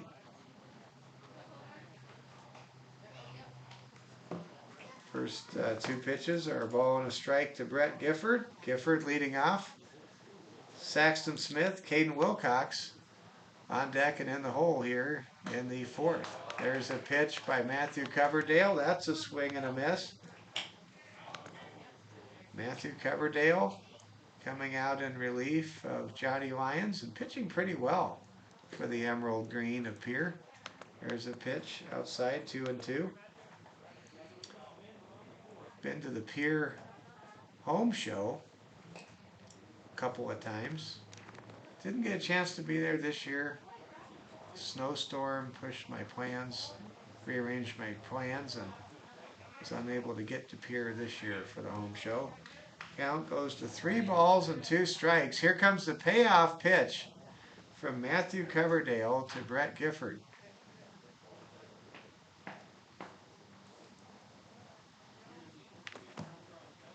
And we've got a time call. He doesn't seem to know why. We have seen all kinds of sequences of mayhem and incredulity this morning. There's a pitch inside. Ooh, just. And that'll be ball 4. Well, I think they're going to say it hit him. Oh. No, it was ball 4. Yeah, that was only barely off the plate, I'd say. Brett Gifford is able to reach base as the leadoff hitter for Casper Post 2. And now here comes Caden Wilcox. Caden today, check that. I think it's Saxton Smith coming up. to bat. No, it is Caden Wilcox, isn't it? So Saxton Smith drew a leadoff walk. Gifford Gifford was at the plate on the batter's interference call to end the top of the third inning, or bottom of the third inning. So now Caden Wilcox is at bat. Saxton Smith is at first base after a leadoff walk. And Matthew Coverdale still on the mound for Pierre Post 8. And there's the pitch inside. And Got him dancing. Wilcox able to dance a little bit. I don't know if anyone got my Baryshnikov and Gregory Hines reference to Whiteland Heights. Nope. Last night. I really don't Ball think so. is hit to right field. What a play by the second baseman as he is able to send the runner back to first. What a catch. Is that Sanderson? It Oh, no, was it isn't. actually a great catch made right there by second baseman Connor Bruce for Pierre. Connor able to retire Caden Wilcox. That's an F4 and a very spectacular catch that sends Saxton Smith back to first base. There's now one out here in the top half of the fourth inning. Bottom half of the fourth inning, rather. Here comes Hunter Houck. Hunter reached on an error back in the second, flew out to right field in inning number 1. Yeah, I mean, I got a question for you. Do you believe in L's instead of F's? Do you believe in line as a scorecard thing? Ball is hit hard and it will drop for a hit. And it will go all the way to the wall. This will be at least a double, a stand-up RBI double coming through as Hunter Houck. And it's now 8-3 as Saxton Smith scores all the way from first base on a hit that made it all the way to the wall in the right center field power alley. Impressive extra base hit by Hunter Houck. Drives in the 8th run of the ball game for the Oilers. There's a pitch inside for strike 1 to Thomas Stokes. Stokes came to bat twice in the second inning. He had a single and was the victim of a inning-ending strikeout. Ball is hit up the middle, handled by the shortstop. Throw to first is not in time. Thomas Stokes absolutely blazed his way down the first base line and was able to reach first base with his speed. And now there are runners at the corners with just one out for Kylan DePorter. DePorter able to reach with the single, reach on a fielder's choice, and score twice so far today. Kylan DePorter with his open stance watches a wild pitch get away, and that'll score a run for Casper. Hunter Houck able to jog home from third base, makes it 9-3 as the wild pitch from Matthew Coverdale to Kylan DePorter also sends Thomas Stokes on to second base and into scoring position, still with just one out in the bottom of the fourth. Now we've got a pop-up called for by the center fielder who makes the catch for out number 2. DePorter's retired as a fly-out victim to center field for out 2.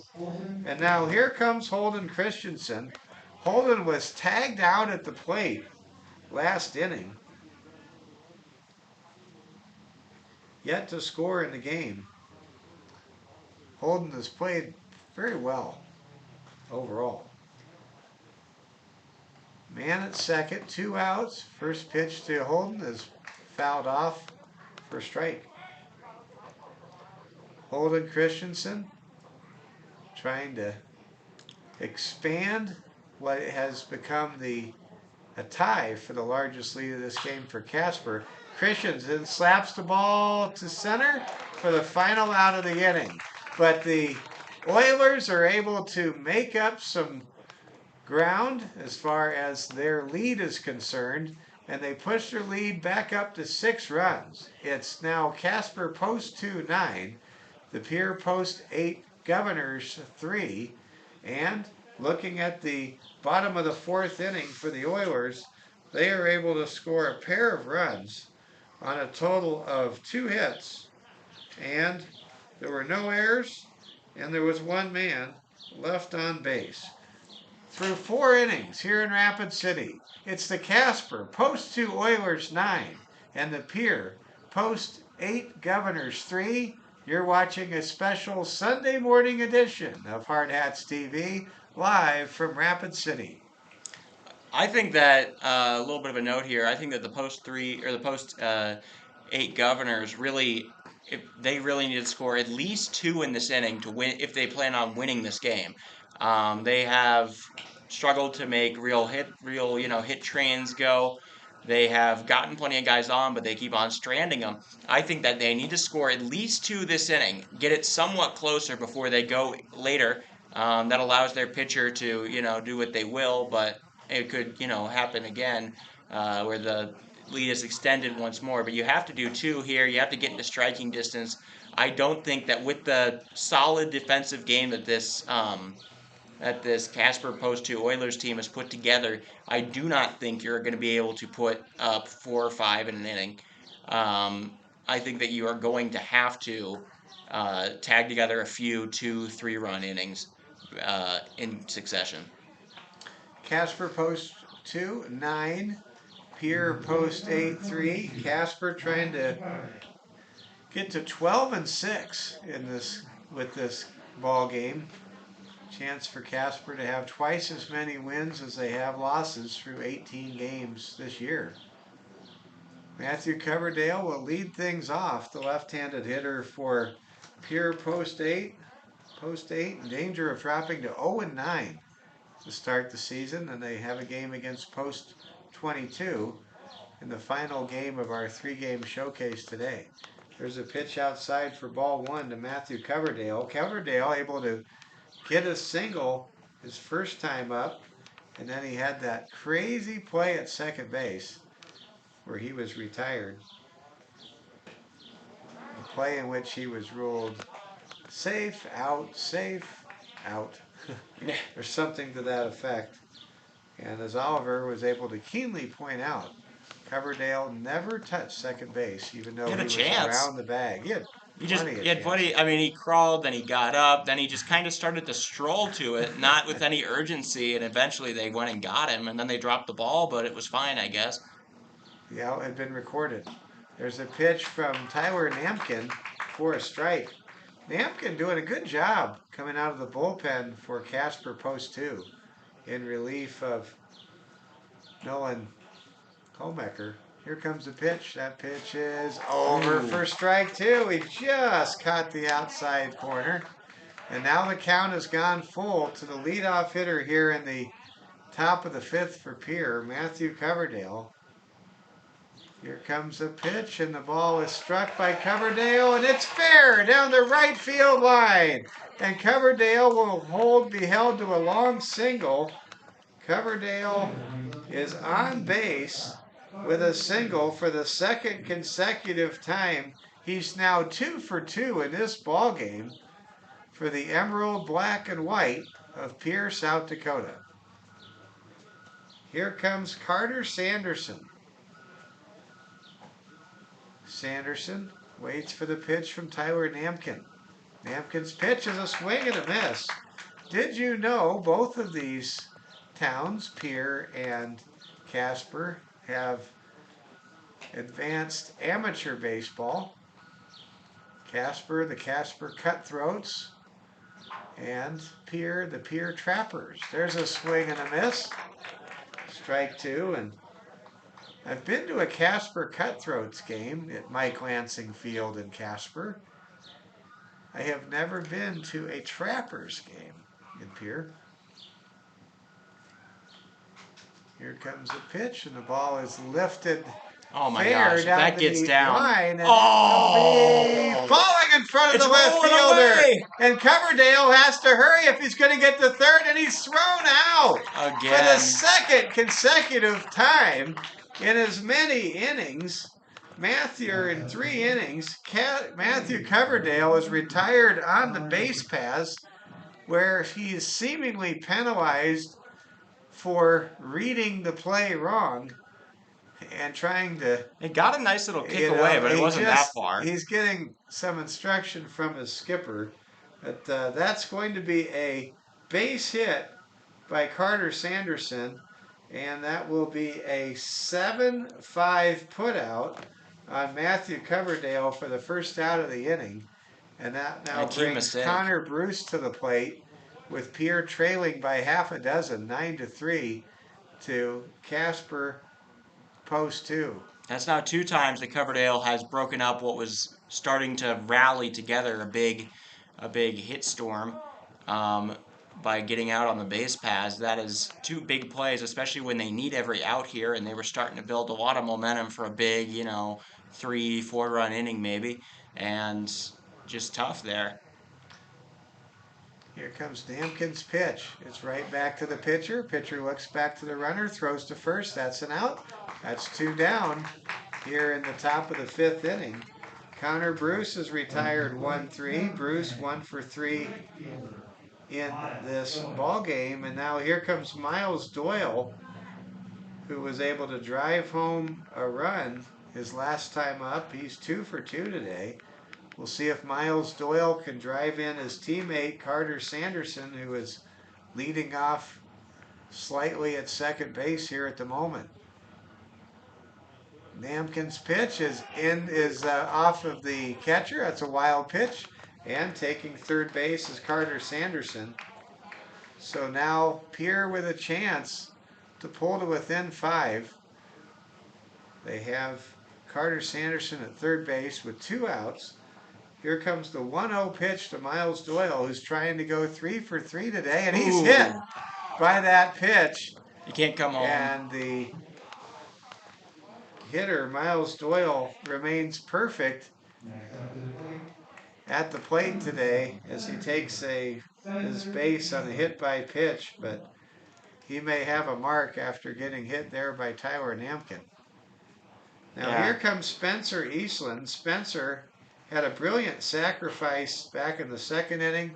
He was a strikeout victim. Tyler Namkin's first and only strikeout victim, or first of 2 strikeout victims back in the 3rd inning. There's a pitch low for a ball. After that hit by pitch, you could see on third the runner was trying to come home, and the umpire able to just put up the X's, tell him, no, go back. Here comes the pitch from Namkin. It's low and in the dirt. Spencer Eastland trying to spark the comeback here in the 5th inning with Pierre down 9-3. You're watching our special Pierre versus Casper game as part of our triple header of American Legion Baseball on Hard Hats TV. Today, Oliver Fell will have Post 22 wearing their powder blues today against Casper. I also have some news on that I'll get to in between the innings. And then it'll be Post 22 against Pierre in the final game of the day. There's a pitch, and that is a strike. Count now goes to 3 balls and 1 strike to Spencer Eastland. Happy to have so many of you fans here from Casper tuning in today. There is that's going to be ball 4, and the bases are loaded. Spencer Eastland able to reach on a walk issued by Tyler Namkin. Now we may have a pitching change. Man. We will see as Casper's sends a coach out from the dugout. This could just be a conversation, though. Remember, they do immediately have to play a Hard Hats team that is fresh and hasn't played today right after this, so they're going to try to conserve as many arms as they can. And a team looking for payback and revenge after Casper Post 2's 4-2 win last night. Yeah, something to know. This is probably the biggest at bat in the game so far.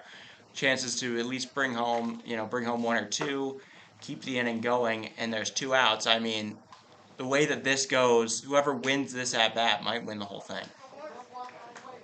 Nolan Peterson, the hitter.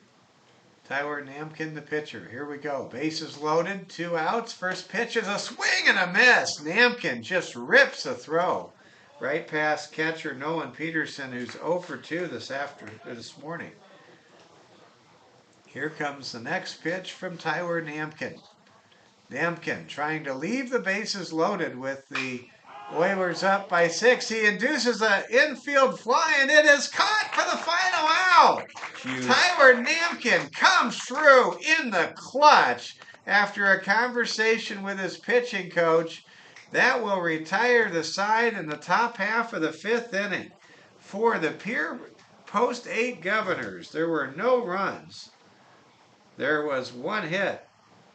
There were no errors, and there were 3 men left on base through 4.5 here in Rapid City. It's Casper Post 2 coming up next, leading Pierre 9-3. This is Hard Hats TV. Yeah, definitely something there. I mean, that is a must-get situation if you are the Governors. Now it's not looking anywhere near good for them to win this game. If they bring home 2, maybe 1, 2, I mean, at the end there, and they cash in on anything, it's a completely different game. They've got momentum, and that hitting is still going, and they've got 2 more innings to work with. But now they are just holding on, trying to preserve a 6-run deficit, and they have just failed to cash in so many times. That's likely going to be the thing that'll be their downfall in this game. Also in play now, considering it's a 6-run lead for Casper Post 2, is that if the Oilers can score 4 runs off of Matthew Coverdale and or any other pitcher that would enter the game for Pierre here in the bottom of the 5th, the game could be a mercy rule decision. We'll have to keep an eye on that. But still, 4 runs in any inning is a lot to ask for, and Coverdale's pitched well. Yeah. He has managed to only give up, I think, 3 runs to Casper Post 2 that he was considered responsible for. So here we go. The Casper Post 2 Oilers trying to get to 12-6 this morning. Send Holden Christensen, or check that. They send Kobe Pexton, Eric Whitley, and Brett Gifford, if anyone gets on, Saxton Smith, to the plate here in the bottom of the 5th inning. First pitch by Coverdale is over for a strike. Coverdale, he's had his struggles on the base pass today, to say the least, but he's been pretty good on the mound. Second pitch is over for a strike. We'll see here if Kobe Pexton can get on board. The Post 2 Oilers impressively today have scored in all 4 innings against their opponents to the far east. That's been the difference. They've been able to cash in with a few outs. Meanwhile, this Governors team has failed to do so. I mean, we're talking about a 5-run swing between if Pierre gets anything with 2 outs versus what the Oilers have already done with 2 outs. I mean, that 2-out difference is something big. Ball is hit hard past the right field, down the right field line for a foul ball. The count remains at 2 balls and 2 strikes. Kobe Pexton today, 1 for 1 with a double. He had a sacrifice back in the 3rd inning. Oh and my there's gosh. a wild pitch. The count now goes to 3-2. This was 0-2, and then Coverdale having some problem with spiking the ball here right now. Coverdale looks, just reading his body language, he's been out there a while. He may be really pressing up against his outer limits. Ball is hit to right field, and it will be caught for the first out in the inning. That'll be a F9 if you're scoring at home, as right fielder Miles Doyle able to make that catch for out number 1. Now here comes Eric Whitley. He has had himself a game. He has been able to reach all 3 times he's come to bat in the first 3 innings. And now we're in the top of the 5th. This is his 4th plate appearance. Eric Whitley had a 2-run double back in the 2nd inning that gave Casper their first real lead. A 3-run lead at the time. Ball is drilled right side, foul. Count goes to 0-2 to Eric Whitley. Eric Whitley, fine ball player.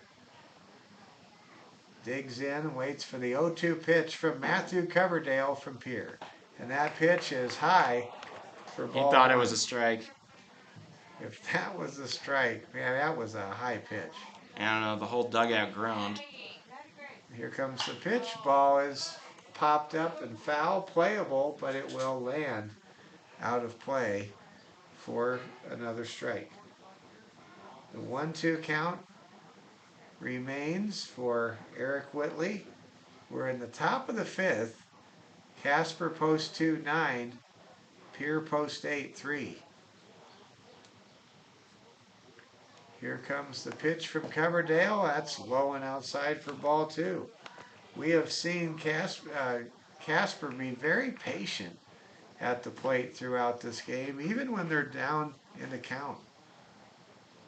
Here comes the 2-2 pitch from Coverdale. Ball swatted through the first baseman and the second baseman for a base hit. Eric Whitley able to get on base with one out here in the home half of the fifth inning. Now coming to bat, it's Brett Gifford. Brett, 1 for 2 today, including an RBI double back in the second inning. Here comes Coverdale's pitch to Gifford. And now Coverdale just steps off the mound. He seems to gesture towards the umpire. I'm not sure what that's all about. Here comes the pitch from Coverdale. That pitch is high and inside for a ball to Brett Gifford. Just heard a fan say, "Come on, Brett." Casper brought a lot of fans with him. Gifford shows bunt, running down to second. Stealing a base is Eric Whitley. For Whitley, that's his third stolen base in the ballgame. We're just in the fifth inning. None of them particularly close either. No.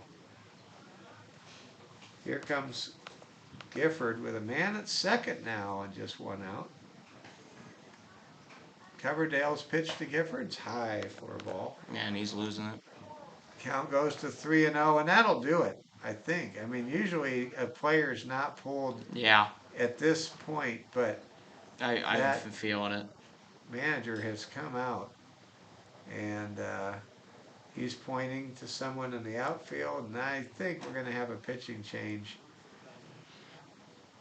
Matthew Coverdale, maybe he's being checked on. He might have strained himself. Yeah, I think Matthew Coverdale might have hurt himself. Either on that pitch or a pitch not that long ago. Starting to see some of the great Post 22 fans make their way here. It's always great on a Sunday afternoon to see the fans, especially the elderly members of our community. It's just a great way to treat your mom or dad or your grandma and grandpa. I think plenty of them just come on their own too. A lot of them come on their own, but some need driving assistance, and they may not be comfortable calling an Uber or a Lyft. See if you can just give the elderly members of your family a drive to the ballpark and let them enjoy themselves, have a great time. If they can drive themselves, they've got a pretty open schedule, as I would assume with most of the elderly members. You would think that maybe even for Christmas or a birthday or something like that, you get them season tickets. Or maybe you can get a Father's Day gift for your dad, your granddad, your great grandpa. Get a family pass, and make it so that they can come anytime they want to. They could even see Bullets games and Expos games and Cadets games, in addition to hard hat games and games involving great teams like the teams we have right here, the Pierre Post 8 Governors and the Casper Post 2 Oilers. The Oilers leading the Governors 9-3. We've had a lengthy delay after a long conference on the mound and a pitching change. Let's see if we can pick up who the new pitcher is for Pierre Post 8. We'll sort this out here, and haven't heard the announcement yet for who the pitcher is going to be. We'll look it up. Let's see here. 23 is the pitcher, and that's Connor Bruce that will issue ball 4. The count was 3-0 when the pitching change was made, and we're a little concerned about Matthew Coverdale. He just seemed to get checked on a while. Hope he's okay. He was out there quite a while. So now Brett Gifford is on base with a base on balls. There are runners at first and second with just 1 out. And Saxton Smith, the hitter, Saxton has reached all 3 times by way of a walk. He has scored twice. First pitch is a ball. That's me. Here comes the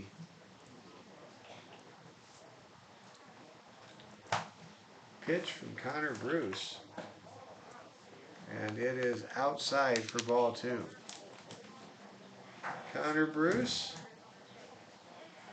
comes in from second base. He's now the 3rd pitcher of the afternoon for the Post 8 Governors from Pierre.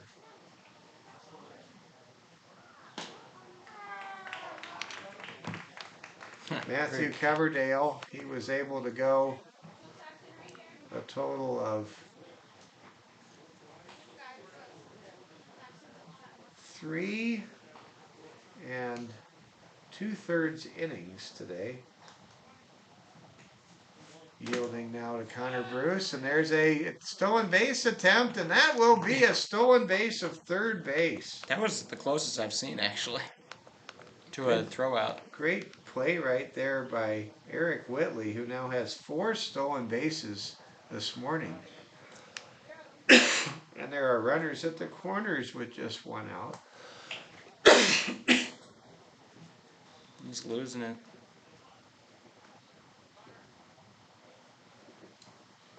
Just needed a drink. Here comes the 3-1 pitch to Saxton Smith. And a pickoff move by Connor Bruce. Simply draws a lot of stares and no throws. Here comes the 3-1 pitch to Saxton Smith. Me at the function. Casper Post 2 trying to add to their 6-run advantage. Ball is hit hard. Handled well by the shortstop. Throw to second in time. Throw to first is in time. And that's a double play to erase Brett Gifford and Saxton Smith. It's a 6-4-3 twin killing that ends the 5th inning. And for the first time this morning, Casper Post 2 is kept off of the scoreboard. In the bottom half of the 5th inning, there were no runs. There was 1 hit. There were no errors, and there were no men left on base. There was 1 man left on base. Through 5 innings of play here in Rapid City at Fitzgerald Stadium, it's Casper Post 2, 9, and the Pierre Post 8 Governors 3. This is Hard Hats TV. Yeah, man, that was a really good work. They were for the first time able to keep the Oilers off the board. That's a big deal. Now they've just got to. I mean, they've got every hit. They've got everything is kind of fallen for them and gone the right way. But the Governors have not been able to cash in on anything. That is unacceptable. And now it's do or die. They've backed themselves into a situation here where they cannot afford not to score. They couldn't afford not to score in the 5th, in my opinion. But after that good bottom of the 5th, maybe they just about have a chance. But they need to score right now. Point very well made there, Oliver. And Tyler Namkin now comes back out of the Casper Post 2 bullpen. First pitch is hit to the shortstop. He drops the ball. Throw to first is in time for the first out in the top of the sixth inning. Nolan Peterson retired on a ground out, 6-3. And here comes Hudson Allen. Or check that, Hudson Allen was retired 6-3. And now here comes Jeff Zabel. Jeff Zabel today 2 for 2 with a walk. He's had a good ball game. A number of the Pierre hitters have hit the ball well. It's just been the pitching and defense that has really been a lot to be desired so far. That has really separated the two teams. That's the main thing. Here comes the 2-0 pitch. Ball is lifted and playable to right field, where it is caught by Wilcox for the second out of the inning. Caden Wilcox, playing the position in right field well, makes the sure-handed grab. And now there are 2 up and 2 down. Where Matt Mooson had a RBI triple back in the third inning. He grounded out into a double play last inning. Now here's a ball hit to the shortstop, throw to first in time. And how about Tyler Namkin working a 1-2-3 inning, sporting a very happy smile as he comes off the mound, and the Casper Post 2 Oilers are 3 outs away from winning their 12th game of the season against only 6 losses. Who's gonna clean up the bat? Oh, there we go. We got a manager. There were no runs, no hits, no errors, no men left on base. And through 5 1/2, the Oilers are coming up, leading 9-3. And Connor Bruce will be back on the hill for the Post 8 Governors as we go to the bottom of the 6th inning. All right. Well, now it's just a matter of keeping them in it, I guess. I don't expect to see a mercy ruling at this point. I think that we'll play a clean, maybe a little bit spotty bottom of the 6th, and then Pierre will get their last chance, and then we'll have a break. This game has run a little bit long, so that game, that game against Casper for the Hard Hats will probably start closer to 12:30, 12:40 instead of 12 o'clock. I want to give you a shout out to you, Oliver. Your fantasy baseball team, Oliver, winning 9-0 against the Mulligans. Oh, thank you. We're under 500, but we're making work. And if you win 9-0, you'll be 500. I looked it up. So All I need is a homer for the sweep. you're doing a great job this week in fantasy baseball. My team is so Oliver. crazy. It's like the best team in the league one week, and it'll blow you out. I literally got blown out 9-0, and then I won 9-0, and then the next week I lost it all and lost 9-0 to you. It is a very up and down ball club, no doubt about it. Here is a team that is not an up and down ball club coming to bat, the Casper Post 2 Oilers. Here comes the pitch from Connor Bruce. That's low and away for ball 1. Caden Wilcox, Hunter Houck, and Thomas Stokes due up here in the home half of the 6th inning. Casper 3 outs away from starting 2-0 here in Rapid City this weekend. Here comes the pitch. It's high for a ball. Stay tuned. The Casper Post 2 Oilers will take on the Rapid City Post 22 Hard Hats right after this. Game 2 of our triple header showcase on the second Sunday in June, just around the corner. Here comes the pitch, and it's high for ball 3. Hope all of you are enjoying your Sunday morning. It's almost high noon. We're just about to cross over to Sunday afternoon in Rapid City.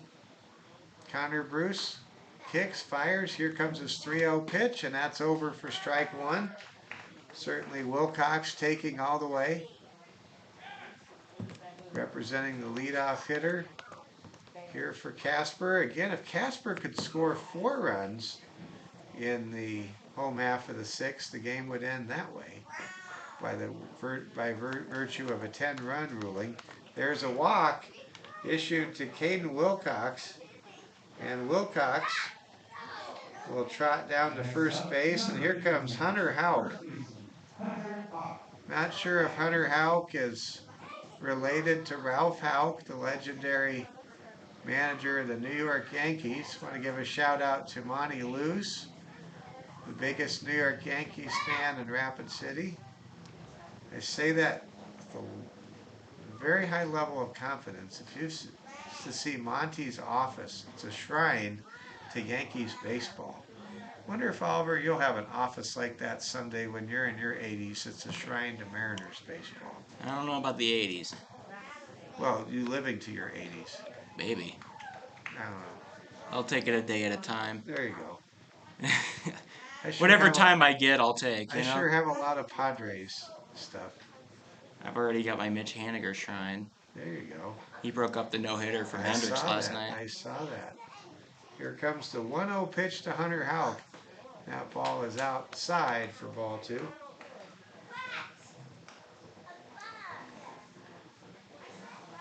Connor Bruce, the pitcher, 4th pitcher of the game, or rather 3rd pitcher of the game for Pierre, who has really had their problems with pitching and defense this morning. Here comes a pitch, and it's inside for ball 3. Right now, Bruce just struggling to find the strike zone, and I'm starting to wonder if perhaps Casper, with nobody out and a man on base, might very well close out the game in the 6th inning with a 10-run margin versus getting the final 3 outs in the top of the 7th inning, as there's a walk issued to Hunter Houck. And right now, Connor Bruce, he is nowhere close to home plate with most of his pitches. The only strike he threw was on a 3-0 count to Caden Wilcox in his first at bat. Thomas Stokes now the hitter. Stokes 2 for 3 today with a pair of singles. Here comes the first pitch to Thomas Stokes. That's a ball. You have to throw a strike this inning. Stokes was so impressive last night in Casper Post 2's win over the homestanding Post 22 Hard Hats. Bruce looks back to second, now throws home. That pitch is over. Yay! There it is. Oliver, my partner, giving a bit of a, I don't know what we kind of call that, just a cheer. Yeah. Okay. You got a strike. All right. I think some people call it a Bronx cheer. Here comes the 1-1 pitch from Connor Bruce. Pitch is fouled back for a strike. I am exactly 0% New Yorker. So That's true. I feel pretty good. Yeah, you don't mean it with any I know what you mean. Yeah. Here comes the 1-2 pitch from Connor Bruce. There's no malice involved in your Bronx cheer. No, I've also got 0% also- Yankee in my blood. That's true. In terms of Yankees fandom, I do not. You actually, in terms of your family lineage, you have more Confederacy than you do Yankee or Union Army in your blood, as I understand. Yes, but but then I've got some that didn't participate on either side. I've got the true. Norwegian side that came in the late There you go. 1800s. There you go. By the way, many Norwegian folks with Norwegian ancestry live in Rapid City. Mhm. There's a high pitch. The It's a stadium 2-2 next to count. us for Post 320 shares the last name of my mother, whose maiden name was Lean, That's right. named Siobhan Lean, and Pete Leanfield right over there. There's plenty of Leans out here. Yes, there are. Pete Lean, Stephanie Lean. Major names in this There was town. also a basketball player out of something like, I don't know what it was, like Fergus Falls, I don't know what it was, something like that out there in Minnesota, that was named Broden Lean, playing for the Jackrabbits this year. Here comes the 3-2 pitch with 2 on and no out from Connor Bruce. Ball is hit and lifted to center, and it will be caught for out number 1 by Pierre Post 8. So Thomas Stokes started to see some strikes from Connor Bruce after Connor was really having problems with his control, and that's the first out of the 6th inning. And now Kylan DePorter comes to bat. DePorter today 1 for 2, 1 for 3 with 2 runs scored. DePorter with his open stance, the number 7 hitter for Casper Post 2, takes a strike to lead things off. There are 2 on and just 1 out for Casper Post 2. The Oilers from Casper leading by 6 runs, 9-3. We're in the bottom of the 6th inning. Pitch is over for a strike, and suddenly Connor Bruce is nailing the strike zone. Yeah, he's starting to hit with all kinds of pitches. He really wasn't close to the strike zone for quite a while. Here comes the 0-2 pitch from Bruce to DePorter, and the ball is hit towards the second baseman. He's got it. No, he drops it. And that will load the bases. An error is committed by the reserve second baseman who came in to replace Connor Bruce, who was the regular second baseman. Moved over from first to second, and that really opens the door now as Kylan DePorter reaches on an E4. Wilcox is at third base. Houck's at second, and the bases are loaded for Holden Christensen. Christensen hits the ball hard to left field, and it is caught. Tagging at third is Wilcox. Throw at the plate is not in time. What a throw, though. What a throw is right. A tremendous play at the plate. A great effort made possible by Jeff Zabel's throw from left field. That was a strike. That's the kind of throw usually a right fielder will uncork on a similar play at the plate. And give credit right there to Holden Christensen. He gets the sac fly, and he brings in Caden Wilcox, who, with his speed and his decision to slide when he did, was able to score the 10th run of the game for the Casper Post 2 Oilers. The Oilers have now scored 5 times out of 6 innings, 5 innings out of 6. And wow, that was an exciting play a moment ago. It sure was. Zabel threw a strike from about 250 feet. Now here comes Kobe Pexton with 2 on and 2 out, and the score 10-3. If Kobe was to hit a home run here, that would end the game and make it a 10-run game after 6. So far, no player has been close to leaving the park in this game. There's a high pitch from Connor Bruce, and the ball is 2-1. Well, we've seen Pierre have so many defensive problems. They've committed 4 errors in this game today, but we just saw a play a moment ago that was really impressive from Jeff Zabel. What a throw from left field. There's a pitch outside. Count goes to 3 balls and 1 strike now. We just had our door open, didn't we? Yeah, Darren went and got his bag. Oh, good. It's always good to see Darren.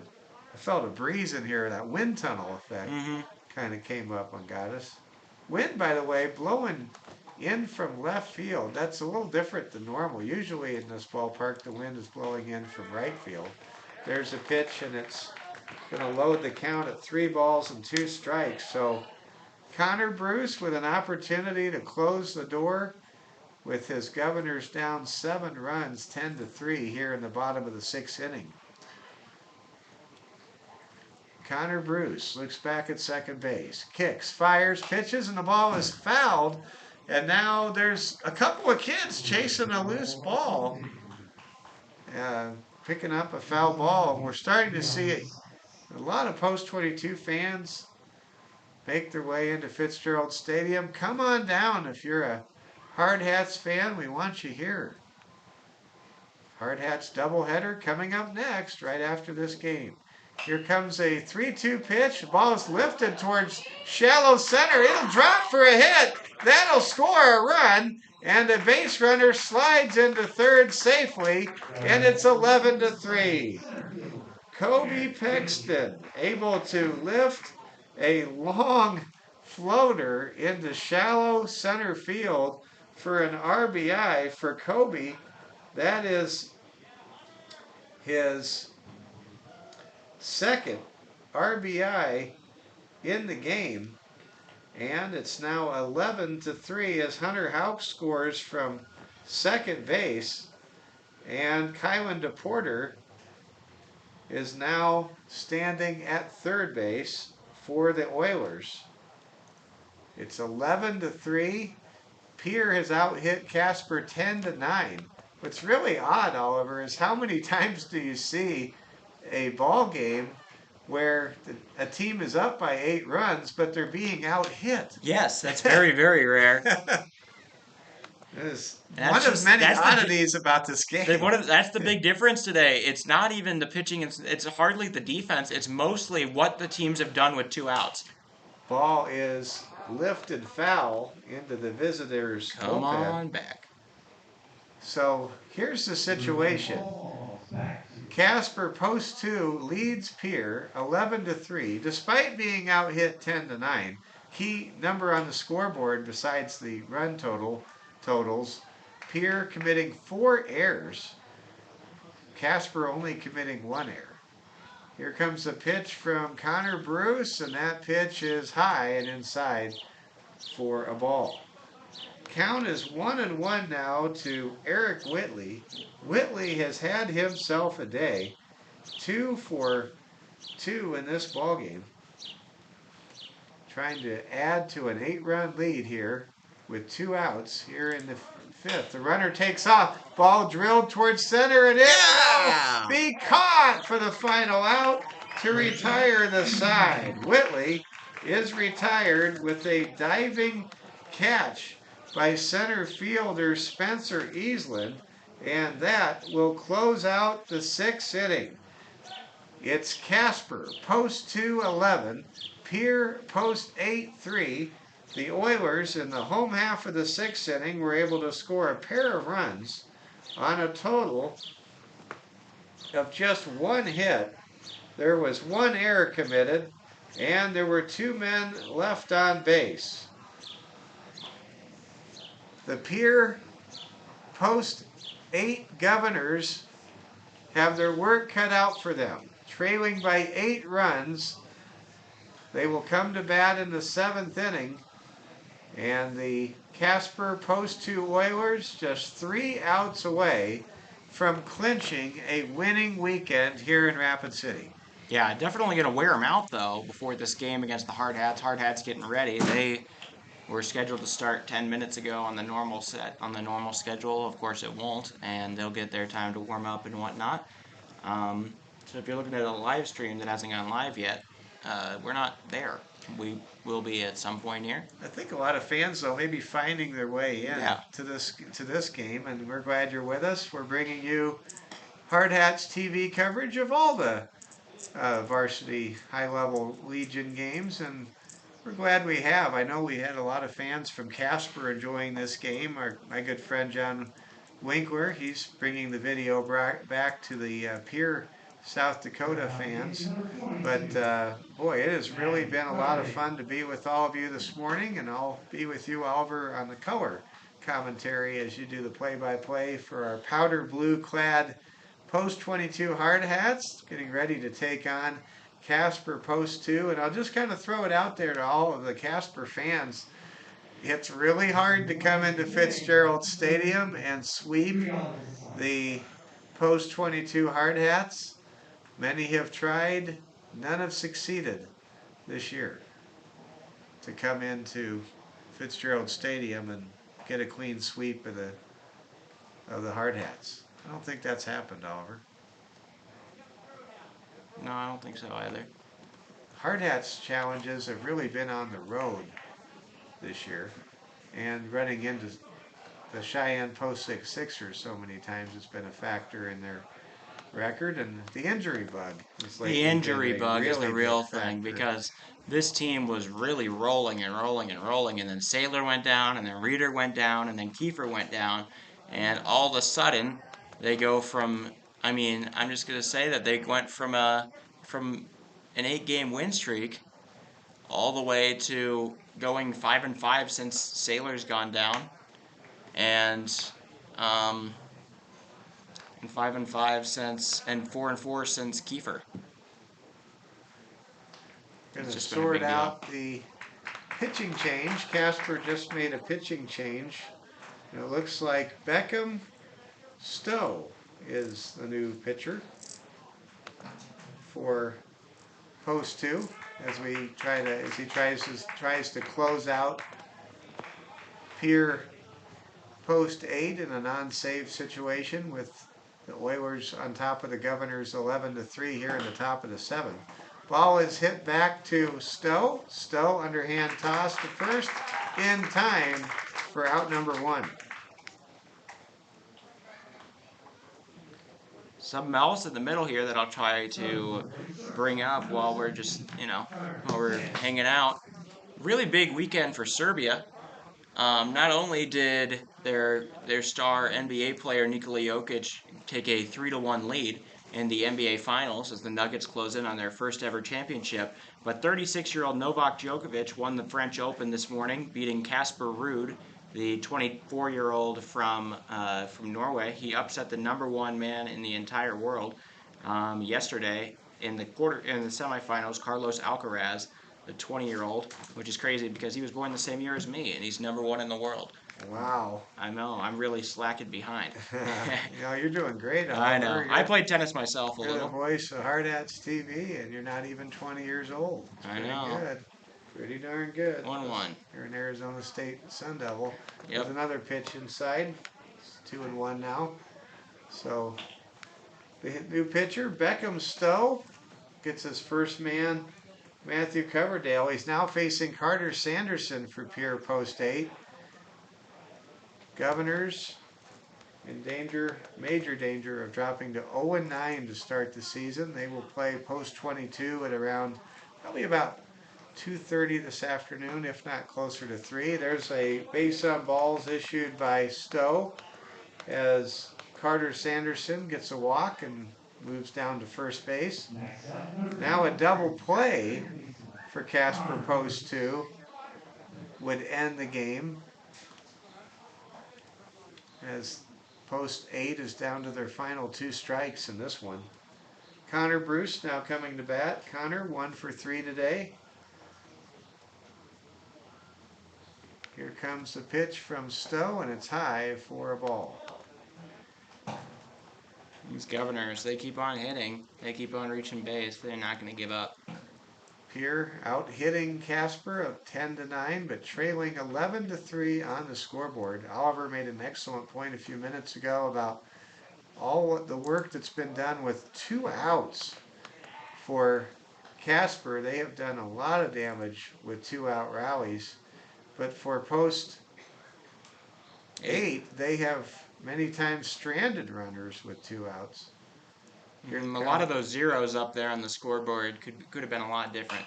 Ball is hit hard by Bruce to left field. Coming in and calling for it is the shortstop, How does and it the keep ball on doing lands that?